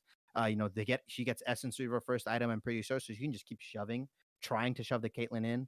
It's still going to be a range discrepancy, and I believe this Caitlyn can lane Kingdom if possible. And they do pick California picks the brand very on brand for California right now because everything is on fire. Um, Oh, jeez. Oh so my god. very good. California embracing the culture that is right now. And we see Utah picking Zoe, and that looks like a Samira pick. You can't do that. I believe Samira is You not can't do actually that. active. Oh, just the hover, just the hover. JK guys, haha, ooh, JK. JK Um, JK, oh, LOX, raw XD, guys. Sorry about that. RXD. I got a Glock on my Rari. Yeah. So as we take a look, we'll dissect the picks and bans a little bit more. Utah had some really, really smart bans. They banned out the main champions of the mid laner, the jungler, and the support. I really, really like that. They did pick up the Caitlyn. Their AD carry doesn't play a ton of Caitlyn. However, Caitlyn is kind of one of the staple AD carries that every AD carry should know how to play Caitlyn. We do see the Zoe get picked up for Utah as well. The mid laner Ione plays a lot of Zoe. Lux is also played by Triple G Man. Triple G Man has an insane win rate on all of the champions that they've played and on their account for the season. I think they're like 26-4 or 26-7 in ranked right now. I'm not quite sure if this is actually a platinum player or not. It does confuse me a little bit. California's picks, they were pretty solid. Daxelio does play a lot of brand. The Sivir is SC Dragon, looks to be SC Dragon's main, and this lane looks like he can stack up pretty well. The Shen was picked for simply Matt, put him on something pretty safe that can help impact the map a little bit more. Doesn't mind getting pushed in. He become very useful once you hit level 6. And I don't like the Morgana ban from Utah. I think California kind of telegraphed their brand, and Sivir bot lane is what they're pretty much gonna do. So I think Well, the more I hate to cut you off. I apologize for no, that. no, go ahead, go ahead. Lanfear does play Morgana quite a bit. Oh, And so yeah, and Morgana would be a very, very good pick into Utah in general. And I'm not sure if Lanfear is like a secondary support and plays Morgana support or anything like that, but it's certainly a champion you could take mid. And against a Zoe and a Lux, it would have made a huge impact in this game. I actually think that's a pretty excellent ban. yeah, yeah, and we have chat mentioning the same thing. Sivir is a good counter to Kate, probably the best matchup you might be able to take into other than maybe Ash or Senna or some of the other ADCs with the spell shield and stuff. But like I said, Caitlyn is rewarded with good fundamentals, right? If you're a good, fundamentally sound ADC, if you understand like how to play the role that is ADC, then Caitlyn, really kind of shines in that aspect. Like I said, range leashing, orb walking, all this kind of stuff that makes her super strong, right? She doesn't have any inherently broken mechanics, right? Something like Zaya, Kaisa, these new ADCs have, but she just has, strong stat check abilities, right? Or strong stat check, um, just statistics in general, right? The range, the AD, the abilities are pretty straightforward. Comboing them E into headshot Q or trap. Obviously, there's some nuanced mechanics that you can find on a lot of the top Caitlyn players like FSN Saber or Sneaky or all these guys that stream. But like I said, Utah is doing some really standard stuff. I like the Zoe pick. I like the Ornn pick. Ornaments are strong. I think we're gonna see the volley jungle, which would be really nice. Yeah, Um, you gotta get a couple of meatballs for Team Utah. Also, little known fact that most people don't know. Caitlyn's Piltover Peacemaker, it deals less damage with whatever targets it collides with. However, if you step in a Caitlyn trap, the Piltover Peacemaker does a full damage to the person who steps in the trap, along with getting the headshot proc. That's actually very, very insane. This is a little bit yep, more of the nuanced yep. mechanics that not everybody generally knows about. Now we're really gonna see the Amumu support into this. Maybe Whoa! or No, Amumu jungle. The yeah, yeah. Amumu jungle. The Amumu Um, jungle. Sorry, I you misspoke. know, I really like that pick actually. So they needed a second tank on the team, it seems, because Utah does pump out quite a bit of damage, and Utah is a team that doesn't really have too much mobility, and the Amumu takes huge advantage of that because once the Amumu gets in the thick of things, those champions have nowhere to go. I really, really like that pick. That'll allow Team California to wreak a lot of havoc, especially with the brand ultimate. That's a really, really good synergy, and I think it's going to come up big in this game. Yeah, I mean, it's really dependent on if he can get the flash, Curse of the Sad Mummy off the R, or even just the Qs. If he's hitting his Qs, I Yeah, mean, toss the bandages is out, baby. yeah. We got Um, band-aids for everybody. but I mean, if Utah is playing this right with their front line, ulting an Ornn or ulting a Volibear isn't ideal, right? Volibear's Q resets after any hard CC. So if he's queuing and he just eats that bandage toss or eats the Curse of the Sad Mummy, then he kind of gets wasted, right? And I think it's going to be really hard for California to kind of engage on this, right? They're going to have to kind of either rely on the Amumu with the Q, with the Shen ult on top of it, and then maybe try to get the Syndra stun. I don't know how reliable this brand. You mentioned he plays a lot. He plays quite a bit of brand, so maybe he can get the EQs off, the stuns or the E stun, or the W stun or the R stun, whatever he can with his Q. But their engage isn't as easy as I would like it to be on California side. This is definitely more of a higher execution kind of comp, in my opinion, right? The Sivir is going to take a lot of, expert piloting, right? Because this is not a champion. She did get buffed in 10.19. I do agree. She did get buffed, but she's still not a champion that, she has to get to 2 items, 3 items, the Essence Reaver, the Infinity Edge, the Phantom Dancer, these kinds of items before she can really kind of start pumping out damage. And she has to play really well, right? This Volibear can just run on her, right? She has to be aware of her positioning. You can be a little lazier on Caitlyn with your positioning because you just have such a huge range advantage. I think the mid matchup is something we see all the time. The Zoe into Syndra, it's something a skill matchup. I think this is going to be more heavily affected by the jungler influence. Top is a wet noodle fight. It's Shen into Ornn. Ornn's going to look to scale while Shen keeps ulting bot and TPing top. He's going to look to kind of try to get plates, try to get the minions, try to shove Shen in if he can. And it's this matchup. This game is really going to be decided, I think, by the bot lanes of both Utah and California. If I were to say, but I would looking at agree with. draft, who do you think won in draft? And chat also answer who do you think won in draft? So I actually do think Team California won in draft. Now I know you mentioned that their engage is not as guaranteed. You do have to remember that the Sivir ultimate all of a sudden makes it very easy to land Shen taunts, can put Brand in very close range to hit those EQ combos, and then sometimes can just avoid a Mumu bandage toss entirely and just be like, all right, you know what? It doesn't matter. It doesn't matter if you hit this bandage toss. You're zooming right on down the lane. You're gonna hit the ultimate anyway, and then the Sivir ultimate does something for every champion to make it easier for them to hit their CC abilities, and that's what I think can push this over the edge. Now, that doesn't necessarily mean that Team Utah's comp is bad. I think Team Utah's comp is really, really good. They've got the great hard engage tools in the way of Ornn and Volibear. They've got some nice long range poke in the way of Lux and Zoe and Caitlyn to a certain extent. So you can kind of play the we're gonna poke you down, wear you down, grit and grind you a little bit, and then boom, we're gonna throw the big haymaker, shoot our ultimates out, and we're going to look for an engagement while you guys are all at 50% HP. They just have Yeah, to ward their sides and make sure they don't get engaged on first. yeah, I'm really looking for Utah's bot lane to kind of synergize, and I want to see them get the classic Lux binding into Caitlyn trap or vice versa, right? And really just kind of because you can only spell shield one thing as Sivir, so you're gonna have to choose. If they sync up correctly, you're gonna have to choose. You either Mhm. spell shield the Q or you spell shield the trap, and whichever one you do, you're still gonna get caught, right? Uh, Absolutely. Look out for the sleepy trouble bubble into binding Lahate into Caitlyn trap, yeah, into Ornn putting up his little rock behind you if you're not dead yet and slamming you right into it.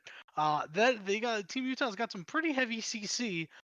They just gotta land it, and if they can kind of split, they can kind of catch Team California in transit, trying to rotate over. When you got a stray player rotating over to try to make a play somewhere, you can really see Team Utah turn the game in their favor. and I really do agree with that, right? I think Utah in the not in the traditional sense doesn't have disengage, right? Like a Gragas or like a Janna, but they have it's not disengage necessarily, it's the ability to stuff out maybe engages, right? I think that's the best word to put it, or kind of like wall out engages. And by walling out, I mean that they can throw the sleepy bubble trouble, they can throw the Lux bindings, they can throw the rock, and the rock actually zones, right? He doesn't come at you with rock bottom, the big elbow or anything like that, but he does come out and slam jams you. And I think that Like I the think rock that bottom. really I think that really does, put some fear into, right? If Orn throws his rock, like you're not gonna start walking near it. That's sort of like, it kind of walls him out a bit, right? And like I You mentioned, walk near that ability. Wait a minute. I've been doing this all wrong. oh, you walked. Oh, I see. Yeah, Hold maybe. on, hold on. Let me pull out my coaching notepad real quick. I gotta add that in there. Yeah, and then I think Caitlyn can just kind of trap up, and if they can kind of predict the engages a little bit, around these objectives, I don't think California really has a way in. Even if they Sivir ult, they get that super boost, that move speed, right? They're gonna have to avoid these traps, the bindings, the bubbles, and if they're not all throwing it in one direction, one a straight line, then somebody's gonna get hit. And if the wrong person gets hit, let's say the Amumu gets hit or the Shen gets hit, right? Let's say the most disastrous thing that can happen for California is if Sivir ults and then Shen starts ulting onto Amumu and Amumu gets binded, right? Something like that Yeah, happens. And it's an absolute killer. you burn two ultimates for what? A Q from Yeah, Lux? A you, bubble you from burn you burn two ultimates just to get laughed at by Twitch chat. Yeah, pretty much. Right. And so if Utah plays this correctly, they can really stuff out these engages, they can wall them out and just kind of scale up and really just play front to back team fighting, right? Ornaments are super big. I want to see the Rabadon's death crown. I want to see the molten edge. I want to see I really actually want to see if this volley bear does go into the more supportive style of jungling items where he goes the Aegis of Legion, maybe second or third item, gets that upgraded. What would really be a good item is the oh, I can't, the name escapes Redemption? me right now. The one that speeds up the team. Righteous Glory. Righteous Glory. I I think mean, Righteous Glory would maybe be the Righteous Glory. I I think don't Righteous Glory would be a pretty solid pick for chasing down, some members of the team that are split off a little bit. It gets your team a little bit closer in range. It can really, you have to remember that these movement speed buffs give your champions actually a little bit more effective range. Like if you give a move speed boost to Lux for 2 seconds, her effective binding range is essentially a little bit longer if you think about her using the movement speed boost to the best of the ability, and now all of a sudden you can take a look. She was back there. She gets the movement speed off. She lands up binding. It adds a little bit if you think about it in that Yeah, sort of. I think the Lux building it would be nice. I want to see the volley. I want to see the volley go into the Aegis, into the Redemption, get one of those items upgraded. Aegis is super strong here, right? The AoE from Bran and the AoE from, Syndra, maybe not AoE that we normally see. We do see the 3-man and the 2-man stuns, but even that extra Aegis health can stop you from getting bursted by the Syndra ult, right? I think there's a lot of damage, but if you put like an extra 300 shield on him, maybe that's the difference between your AD carry surviving or not. Yeah, especially since it does scale with HP, and he's gonna have a lot of it. Yeah, he's gonna have the Cinder Hulk. He's gonna be a big boy, big beefy Yeah. boys, baby. The real big brain buy, well, let me see. I don't know if they'll do it or not, is Volley doesn't buy the Cinder Hulk, instead goes for the Sunfire cape so he can get that upgraded, right? That's something that's mentioned occasionally, Yeah, right? you are right. He could opt for the Sunfire upgrade. You I don't know, know. Like Cinder Hulk still gives you so much bonus percent HP. oh, I agree, 100%. 100% I I, agree. I And do there's I do think it's a conversation that you could have for sure. I'm just not sure if that would be the way to go. It is something that you could do, but like, what would you take on Volibear then? What kind of yeah, lure good there's not really any good alternative you can go. Honestly, echoes? yeah, Runic Echoes with the E, dropping down the thunderstorm onto everybody, right? Bunch of damage, baby. Yeah, That's maybe. I real. don't know. We It's not look for damage here in the Scuffed League. I mean, you could just forego the jungle item, kind of play it like Warwick, Ivern, or Hecarim, these guys that kind of skip their jungle item and just go straight into a different item, right? You could do something like that. Um, it's just honestly. And it looks like we're loading into the game. Oh We're gonna, yeah, baby. I'm gonna excited. load into the game Got pretty one soon. last game of League of Legends for tonight, and we hope that it's going to be a nice competitive one here. We got Team Utah, we have Team California. Let's get into it. Yeah. So, what do you I think is mean, the early? What do you think is the early plan for Team California? well, repeat that. Sorry. What do you think is the early plan for Team California? I think Team California just goes standard. They clear their bot side. You start with blue. I really think that Utah should kind of look for the early invade here. I want to see them just cheese California out, right? Because on paper, California does have the better players, but if you stop that Amumu early, kind of make it uncomfortable for him to kind of jungle in the early game. Don't give him just a free full clear. I think that's what you need to do. I think Utah really needs to pressure Amumu with the Volibear, with the Zoe. We saw how the damage that a good 2v2 jungle mid synergy can do, even with the Zoe, right? Can follow up with the Trouble Bubble and the Paddle Star, all this kind of stuff, and Orin can kind of just weather the storm, right? Get in on California's jungle before Shen hits 6, because then Shen can't just ult in and save him, right? Make it uncomfortable for this Amumu. Delay the power, delay the level 6, delay the items for him, and we actually see that. I think California might come in for an invade, or they're just scouting for wards. Yeah, that's a nice word, solid word to put down.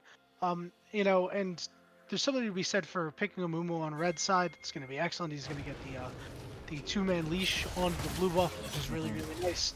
That basically ensures that you can't really make anything happen against that Mumu. Mumu is very susceptible to being invaded on blue buff on blue side because he's not going to have the help of the mid laner or the top laner, so that won't be the case here. And Mumu gets a pretty healthy leash, and it will be ready to go shortly.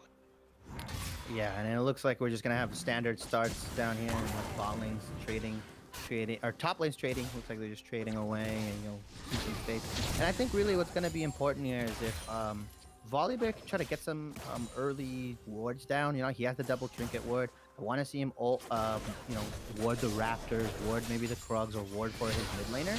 Because it looks like Zoe is getting shoved in right now by Syndra. So this gives Amumu a lot of free reign. They don't know where he is. I would love to see a crab contest from Volibear.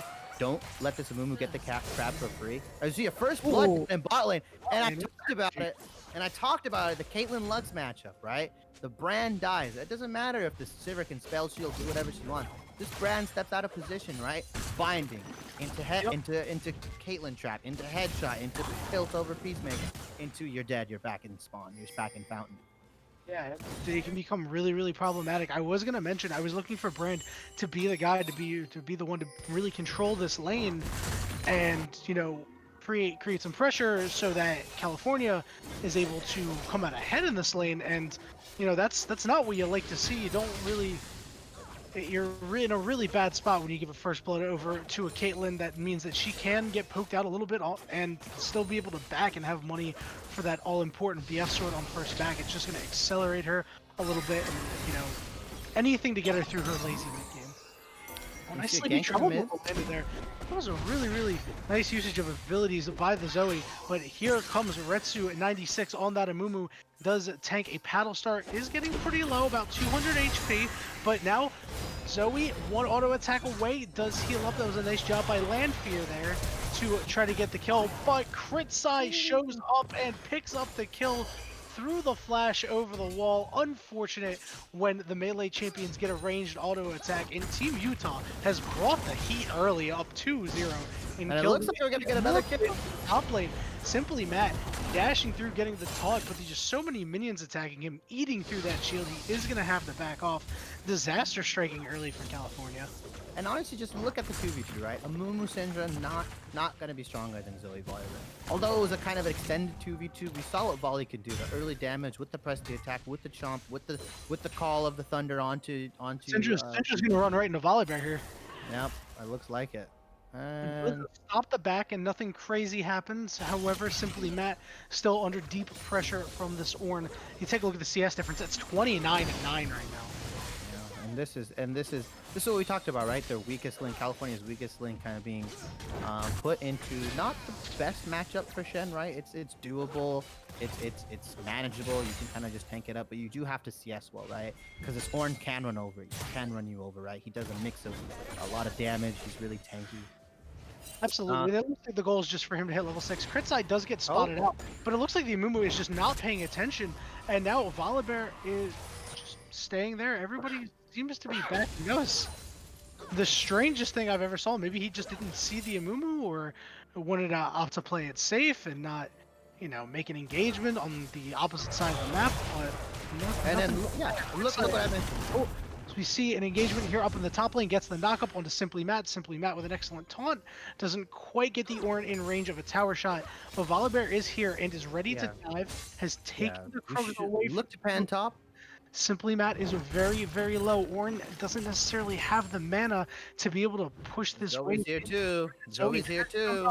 If she lands a sleepy trouble bubble, it will be some trouble for Simply Matt here. I don't think he has any idea. Here comes the sleepy trouble bubble. It lands. He's drowsy. The paddle star lands a kill for IOU44. Now here on the other end, Amumu comes in, couldn't hit the bandage toss on a champion, opt for a minion, got a little bit of damage with the tantrum, but unfortunately, California could not do anything on a bot lane gank. Utah getting another kill up 3-0. The teleport coming in from Shen. It does look like Team California is going to pick up that dragon. They started on it. It's being pinged out. Meanwhile, in the top lane, Simply Matt putting a little bit of damage down onto that Ornn. This dragon below 1,000 HP. It looks like Team Utah will not contest. And it was a good job of playing the map by Team California. They're down a little bit early, but the map play does remain strong. That's all you got to do. Wait for your team to scale up a little bit. Keep yourself in the game with these dragons. And a nice comfy, what, about 1.5k or 1k, 1.5k gold lead for Utah. In a surprising manner, coming out very strong in the early game, right? Attacking the top lane, attacking the weak jungle matchup. It doesn't matter what your rank is. If you're playing a Mumu into Volibear, it's not going to be a good matchup for you, right? And we saw him take away the Krugs. We saw that Ornn called for the dive on Shen. We saw it. Unfortunately, you know, the gold only went on to Zoe. Didn't really benefit the Volibear and Ornn that much, other than just getting That's right. No, okay. No, not I was yet. a little concerned. You know, it seems like things are just going very poorly for California, and I thought they might have gone worse. Simply Matt does find a pretty nice taunt onto the Ornn. Ornn is pretty low at 40% HP, but Simply Matt has no more cooldowns. Ornn will begin another back. I don't think the Shen is going to be able to interrupt this one, doing a pretty good job of making sure he's not pushing in the wave.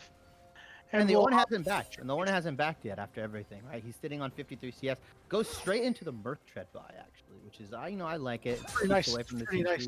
Yeah, against that entire team, it is so useful. Useful against everybody but Sivir. You're not going to see Sivir yet. You're going to be able to get an armor item before you see her. So that's a pretty good itemization choice here. Look, we saw the Caitlyn. Caitlyn went for the crit cloak. That could come up huge. Yeah, those random crits, you know. 20%, baby. 20% of the time, it works all the time. Hey, it's better than running that 1% crit room back in the day, you know. Sometimes you get it, sometimes you don't. We see the Syndra coming bot. The Syndra is ready, in position to try to land that stun. Can't quite get it down. TP's coming from Ornn. TP, Ornn, everybody's low. Here comes the Ornhorn. He's unstoppable. He misses. Ornhorn, he goes low. He gets taken down by scdragon. Meanwhile, there's an engagement here up in the top lane. The Zoe is here for the Amumu. The Curse of the Sad Money goes down. But wait a minute. The ultimate by Simply Matt onto the Amumu. I like that crafty move. A kill over for Simply Matt onto the Volibear, and disaster strikes for Team Utah. They should have had it in the bot lane.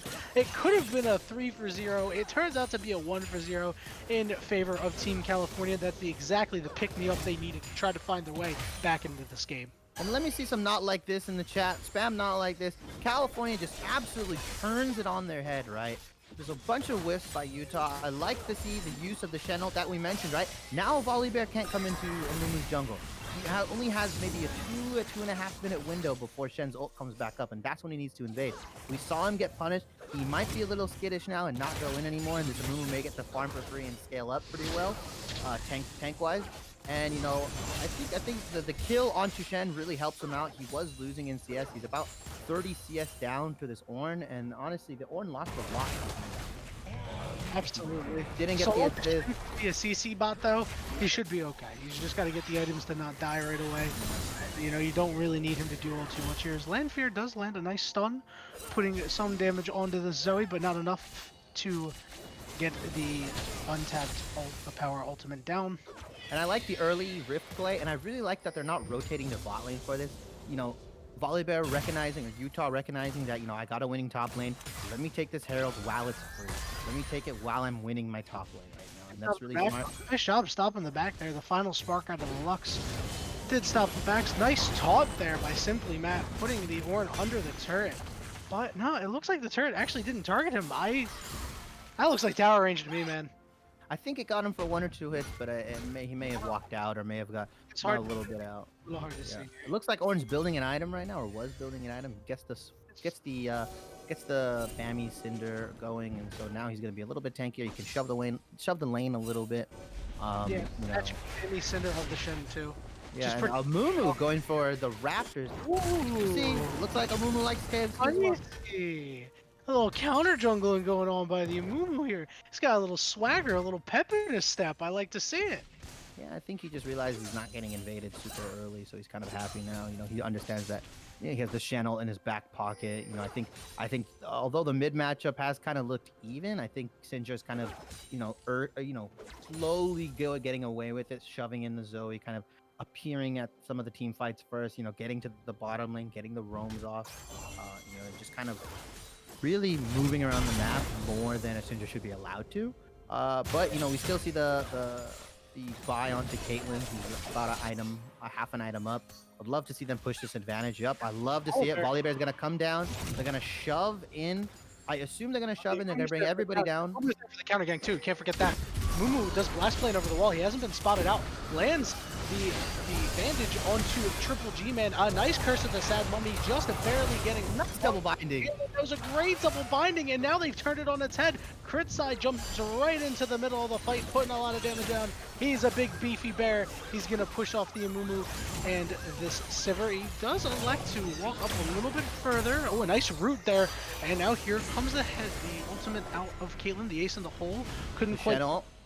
Lanfear dangerously low. Simply Matt did teleport down. Ornn is now here, but it looks like Team Utah, their health bars they're healthy enough to be able to secure this dragon. California, they do not have the health for this. They can't go for a play. Nice job by Team Utah there. They chose a great time to try to make a play on the bot lane. They beat California in the counter gank. They do get the dragon for their troubles, and really, really good map play from a team that we price them in as the underdogs here, and they've shown a lot in this in the early goings here. Yeah, and still kind of a 1.5k, 1k gold lead from Utah, but honestly, we just saw a result of this. Wasn't necessarily like a jungle diff, a bot lane diff, a champion. This is a champion diff, right? Volibear just on paper is a better champion than Amumu. We saw him go in, blow his load, and now he's just kind of useless, right? He doesn't do anything, while Volibear can keep going. Clear. Nice job there at the Scout of the Week, pushing CRITSAI away, putting some more balls down to try to get some extra damage there. That Dark Sphere can pump out. The ultimate comes out onto Zoe. This Rift Herald looks like it's not going to get a lot of. I don't like this play at all. I really wish he put it down bot lane and got the Caitlyn more ahead. Maybe have the Lux lead, and I think they should have pushed the advantage there. I agree. You want to open up this Caitlyn right now. She does have Storm Razor. So she's heading into her her a little bit of a light mid game here, but she is one of the strongest members in this game right now. Would have liked to see her get unlocked here by forcing them, the Caitlyn Lux combo to move up to the middle lane, especially with the kind of utility Lux can bring catching members of the enemy team out. We do see Team California likes to make their roaming plays around the map, so that Lux being near the mid lane would be a valuable tool. Yeah, and we see the gold disparities not even in the bot lane. It's really for Utah, the gold disparities onto Ornn and Zoe. They look like they have about 500 gold up on each of their counterparts, while the Caitlyn is just kind of, only 200 gold up. And although it may not seem like a lot, the Caitlyn one item spike is pretty good. The Storm Razor, but then I want to see what build she goes into. Ooh. She goes into the rapid fire or shield there. That could spell trouble for scdragon. Not quite though. scdragon and Soxs doing a great job of back-to-back in CS. They've they've been farming up very, very well. It's really good farm for this time in the game. And both these AD carries both seem to be some very, very solid players. Really enjoying their play so far as an AD carry main myself.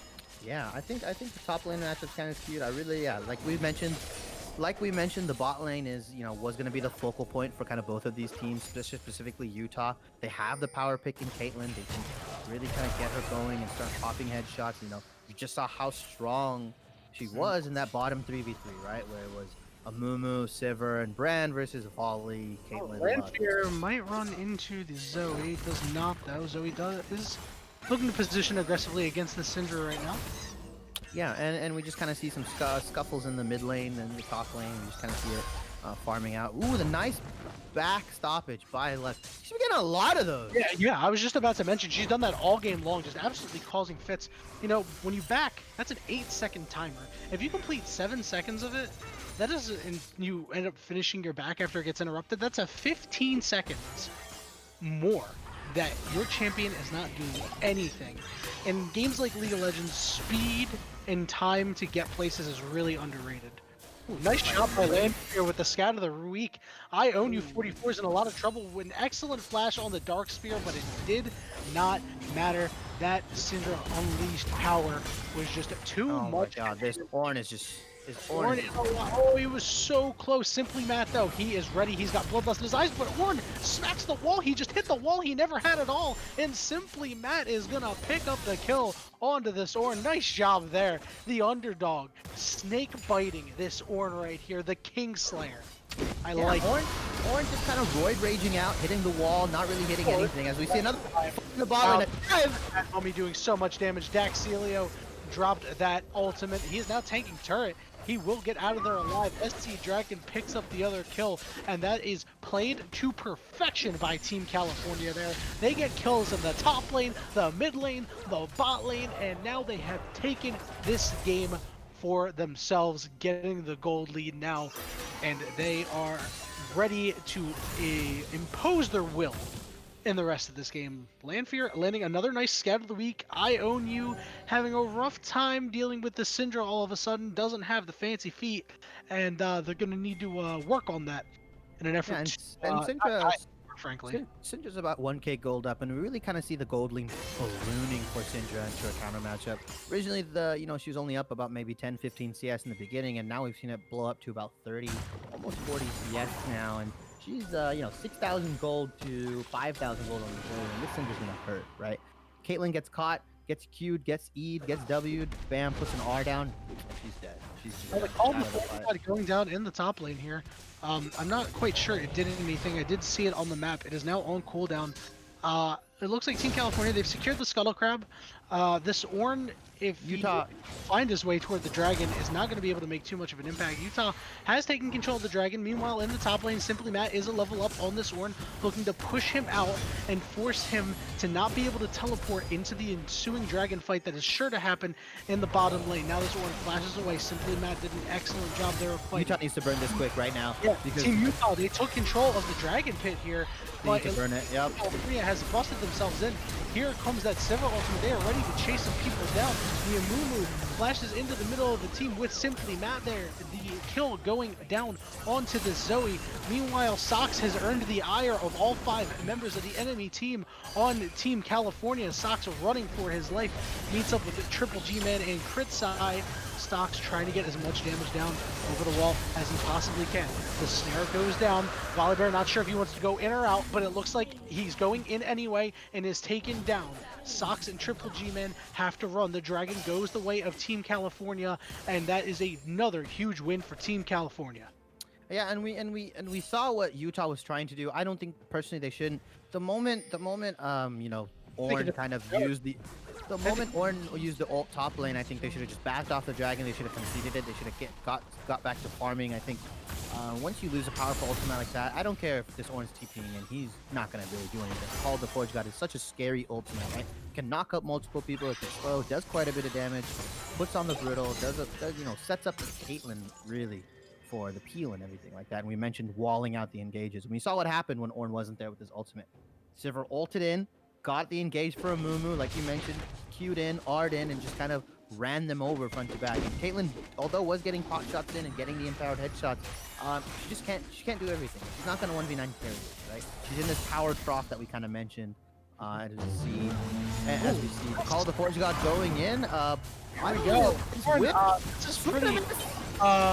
All right. Well, this is just tough to watch here as this Ornn gets absolutely blown up. Meanwhile, on the other end, the Zoe, one more auto attack should do it, and no, it ends up being the boomerang thrown by the Sivir. It's a double kill, and that was very, very questionable, and that puts Team California just further and further ahead. They are looking to knock down this mid-outer tier 1.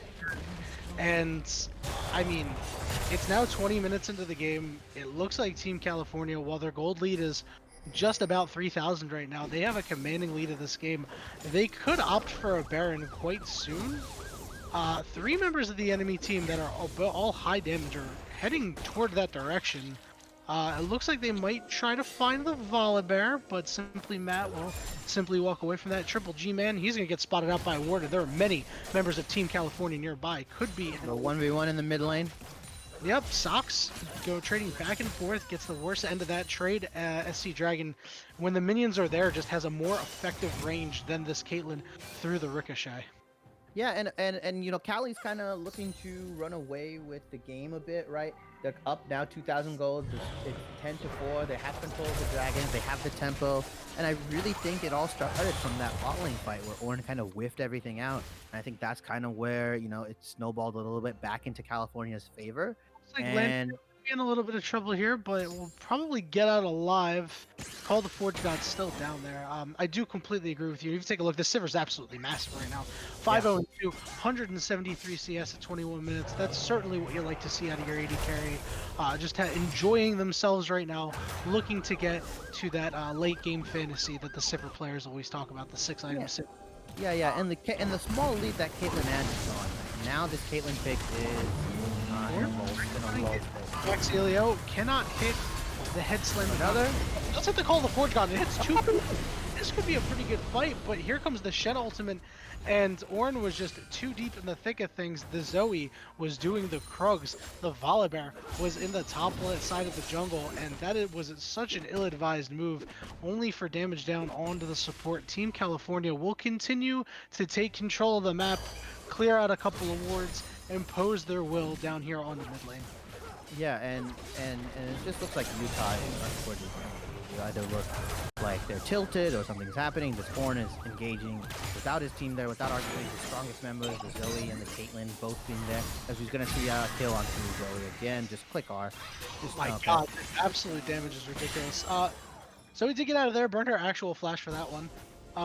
Bit of an error on Lanfear's part, but I mean, you know, it should just simply be a killer. And this is the you know, macro play that we mentioned for California, right? Look what they're doing, right? Mid tier 2 is almost down. Tier 1 is down. Look what they're doing. They're getting deep wards onto the red side of jungle for Utah, right? They're putting it in their Raptors. They're putting it in all the common ward spots. They're gonna set up the drag. That's about to come up in about 30 seconds. And I don't really think Utah can do anything about it. I think they are going to try to contest it, which I don't think is the right move. They should really just try to scale up, get the ornaments onto Kate and Zoe, and really just try to drag this game out as long as they can, right? We did mention 6-item Sivir, but they do, 6-item Zoe is disgusting, 6-item Kate is pretty disgusting, right? She's going to be hitting for crits for over 900 damage, maybe 1,000 even, and, they're going to hurt. The headshot damage is going to be, insane. So, A couple of seconds here. yeah, and it looks like, yeah.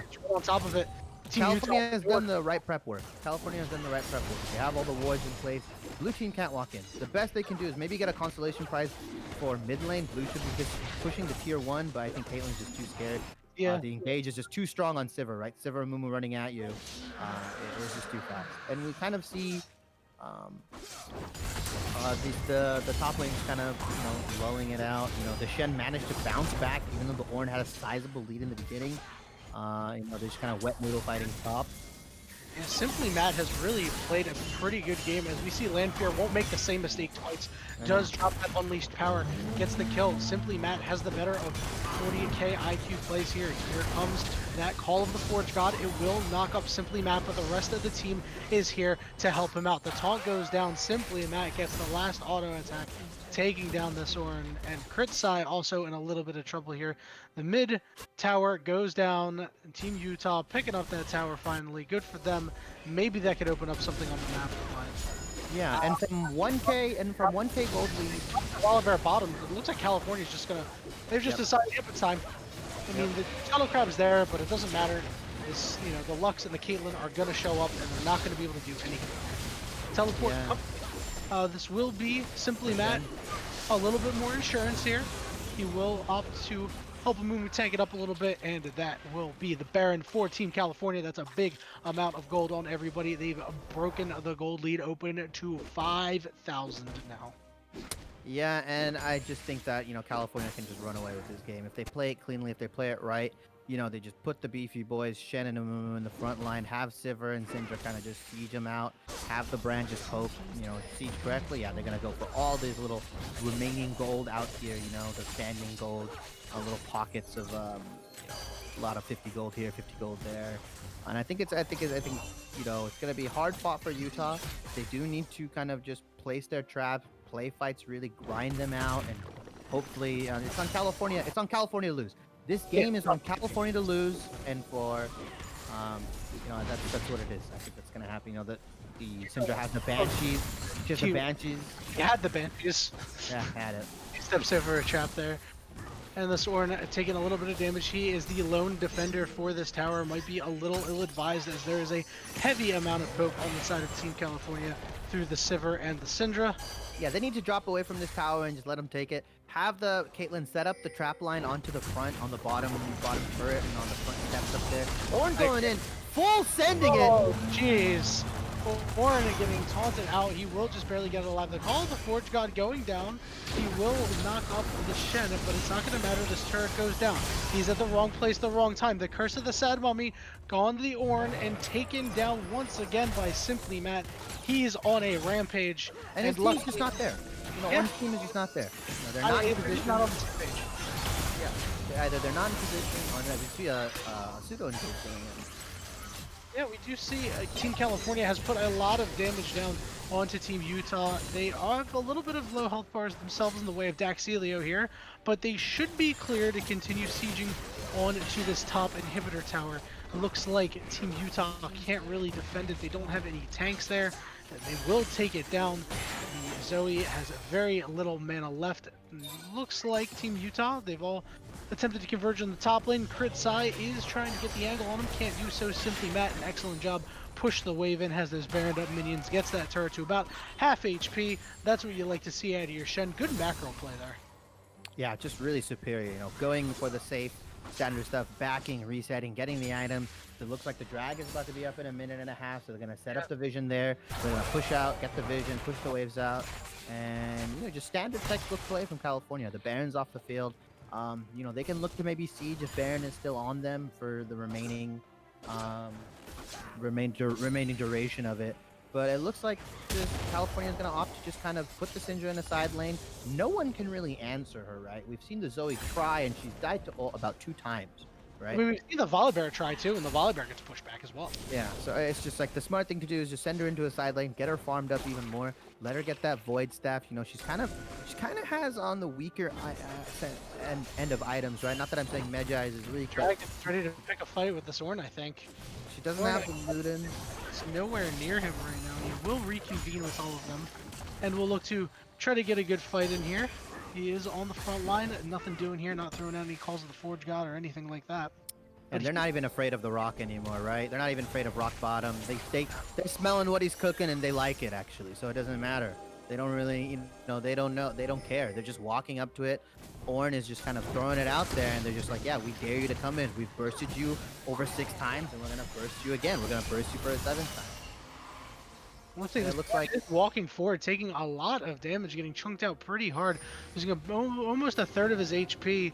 The Athene's Unholy Grail heal came down from the Lux, so she's not going to have that for this fight.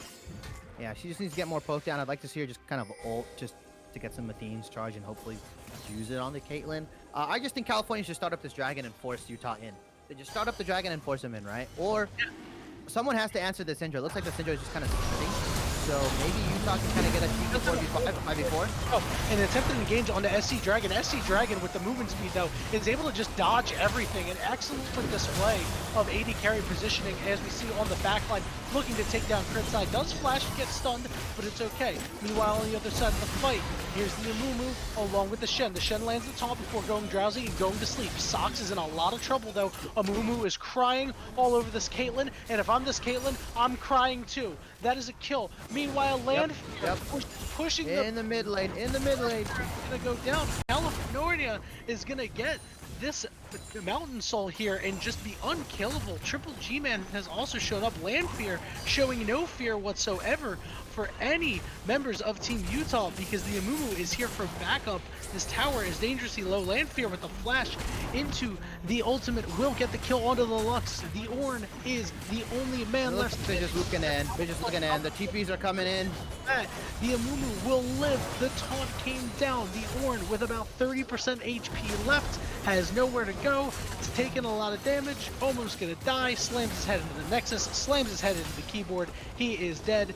This Nexus will go the way of Team California with a pretty rough start. They rebounded and absolutely crush this game.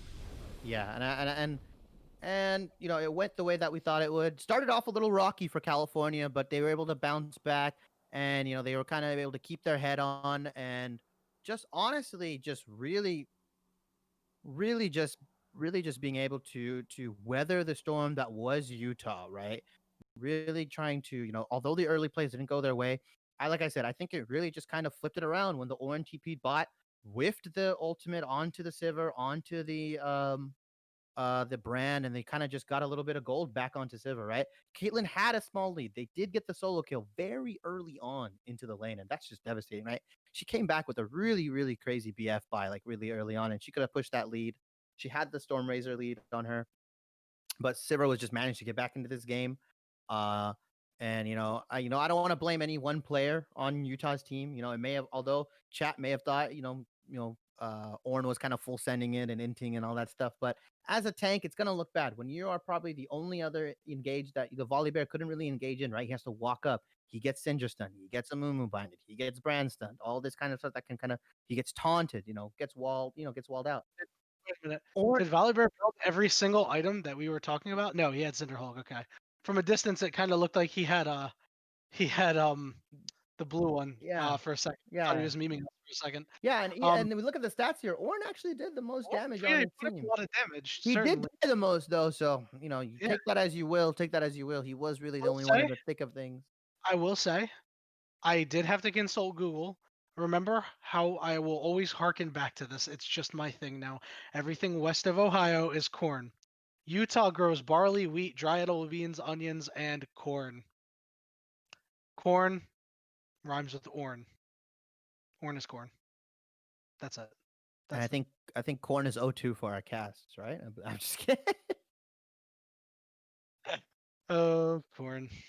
Yeah, and the big takeaways for Utah here is though that even though they were facing what we deemed as a superior mechanically gifted team and better on paper, right, they did have some good early game plays. They just need to work out the kinks in their macro, kind of the mechanical plays, right? It's not just the top lane. We saw mid Zoe quietly lose. I mean, a lot of the spotlight was on the Ornn, but this Zoe did go 1-5, right? He was getting really just kind of almost not lane kingdom, but just kind of quietly, like I said, losing mid lane and letting the Syndra kind of roam free. The Zoe was a non-factor.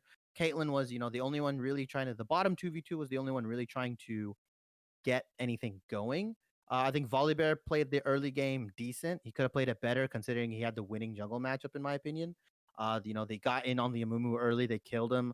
I think he should have pushed for that a little bit more. I think the issue was that, when he came for that one invade after Shen became level 6 and died, he didn't go for it again. He got scared. And that's what happens with a lot of these, lower ranked junglers, right? They go for something, it works, it works. The one time it doesn't work, they get scared and they never do it again. And they let the enemy player kind of get back into the game.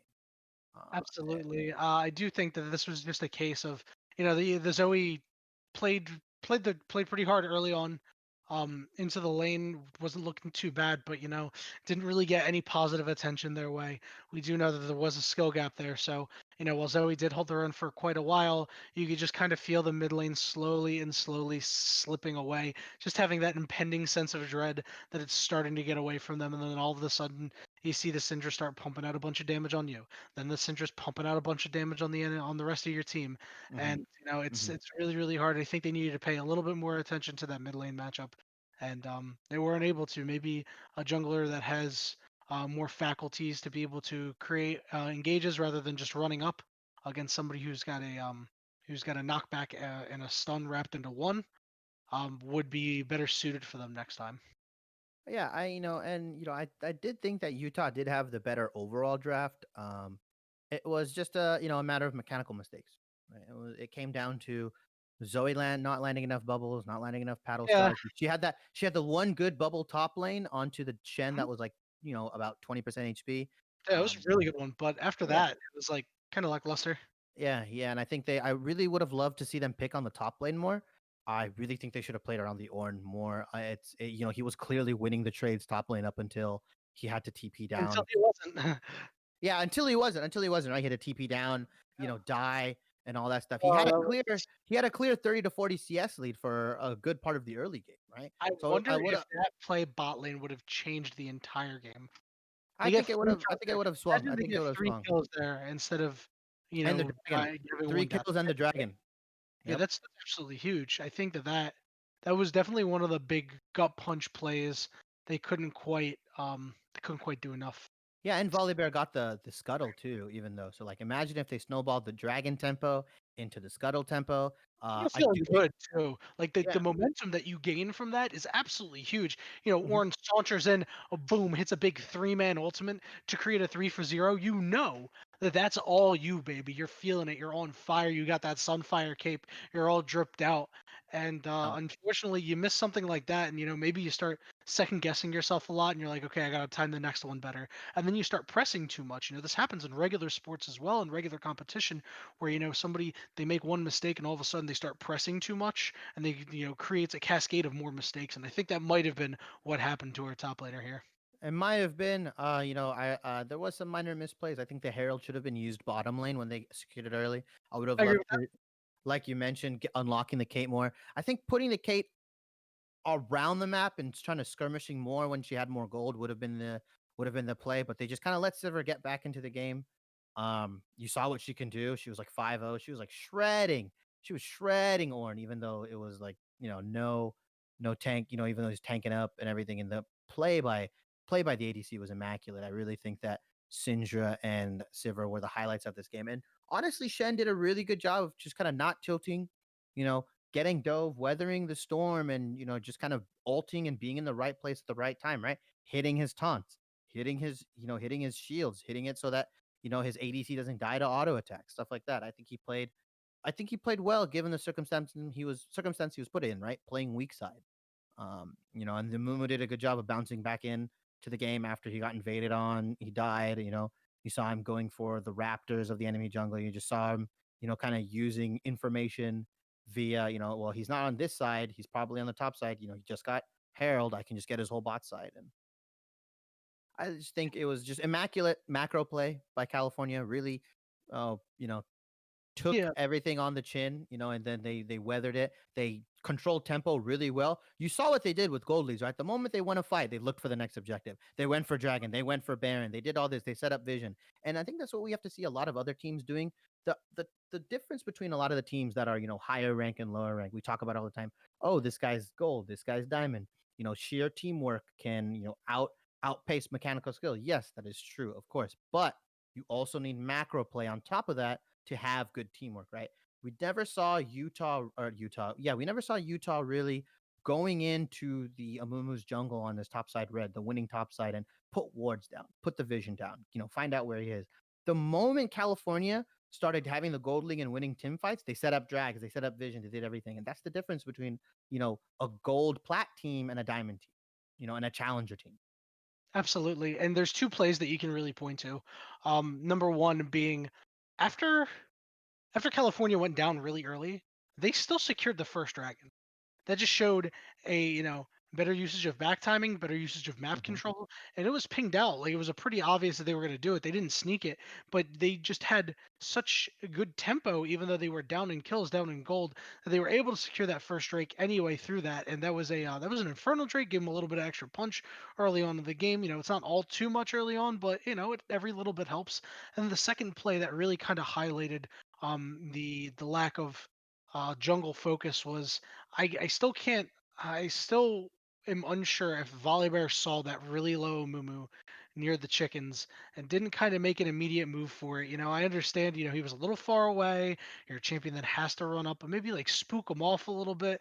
Let him know that you're going to be aggressive.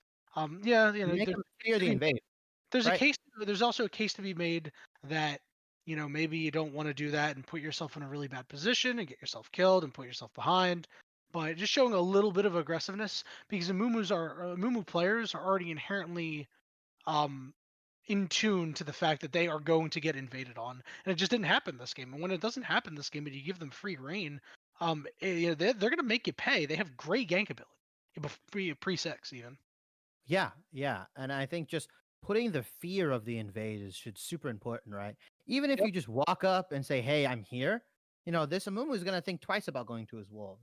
He's gonna think twice about going to his Krugs or his Raptors when he's pushing. But if you just go in, don't do anything, don't say hi, don't put down his couple spells, don't have the intent, then he's just gonna kind of run over you, right? He's just gonna think he's safe. He's just gonna do his camps normally, and you kind of let him get back into the game. Um, any final thoughts on what the takeaways are for both Utah and California? California should have high expectations, should continue to improve upon their early game play because it will only get harder from here. There are some seriously top tier teams here, and if they improve their macro play, and not to say it wasn't good or anything because it was very good for this game, but even improving upon that, making sure they clean up a little bit of the sloppiness they had early on, and you'll be facing these really top tier teams of all diamond players and you're able to stand against them and potentially take wins off of them. Anything can happen at a best of one. Yeah, yeah, and I that's think I that's also true. wanted to say, Team Utah should not be discouraged. It seems like they just had a little bit of team miscommunication, miscoordination. That'll get straightened out through regular play, and it is unfortunate to go out in the first round of a preseason single elimination tournament, but they know that there is a lot to work on. They have plenty of time to work on it for the regular season, and I would expect this is a squad that can get some wins. Yeah, and I mean, I think you've kind of hit the nail on the head, right? I think California needs to scrim more. They need to they do need to clean up their early game a little bit. I think that's what they can really take away from it. I don't think they should walk away from this, thinking that it was an absolute win. I think they should be critical. They should, review their VOD, and just kind of, look at it and go, hey, we made these mistakes against a team that we on paper should have beat way faster.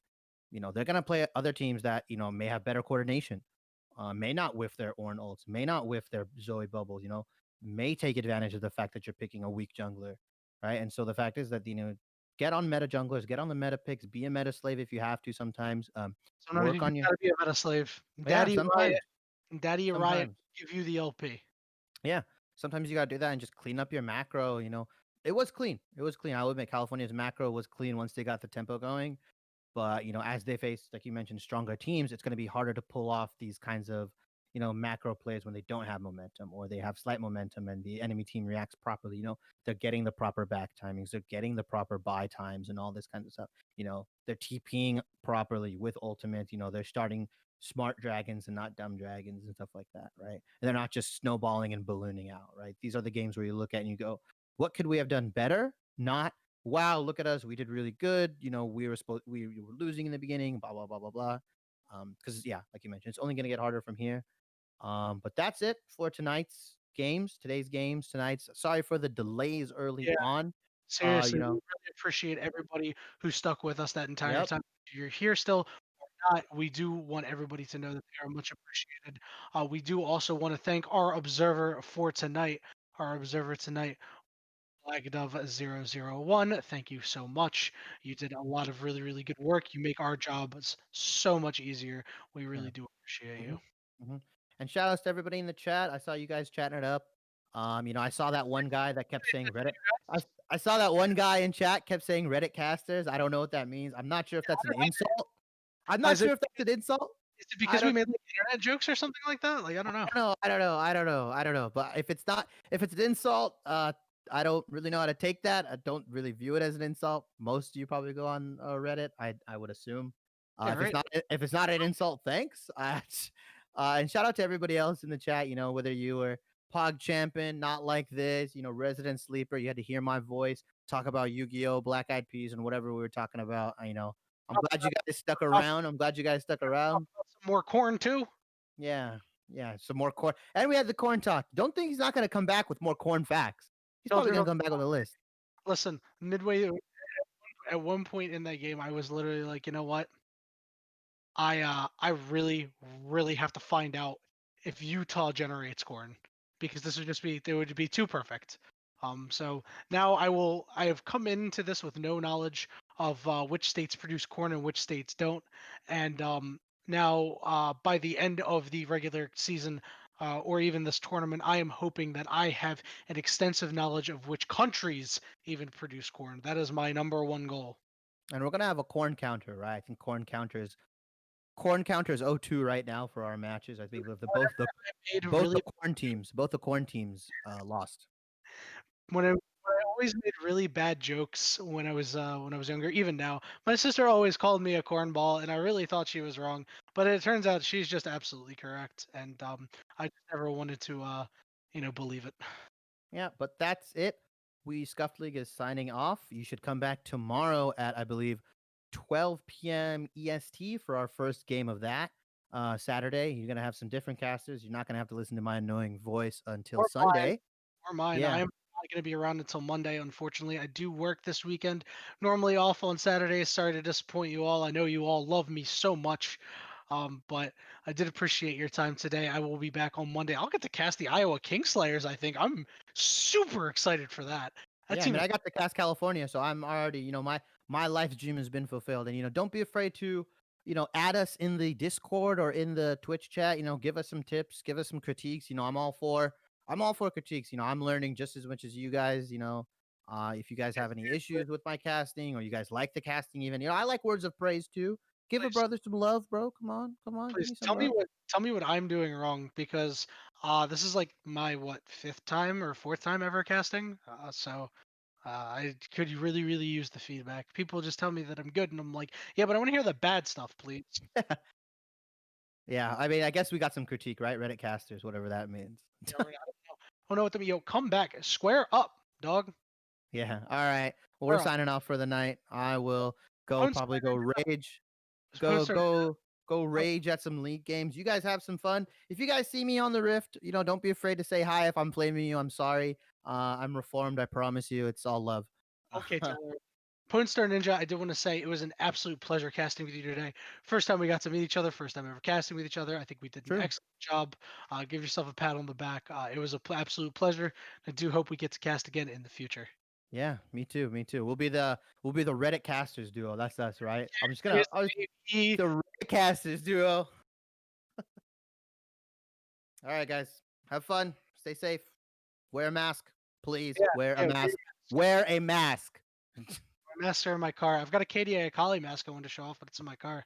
Oh, yeah. Wear a mask. Unfortunately. Stay safe, guys. Please wear your mask. Good night. Good night.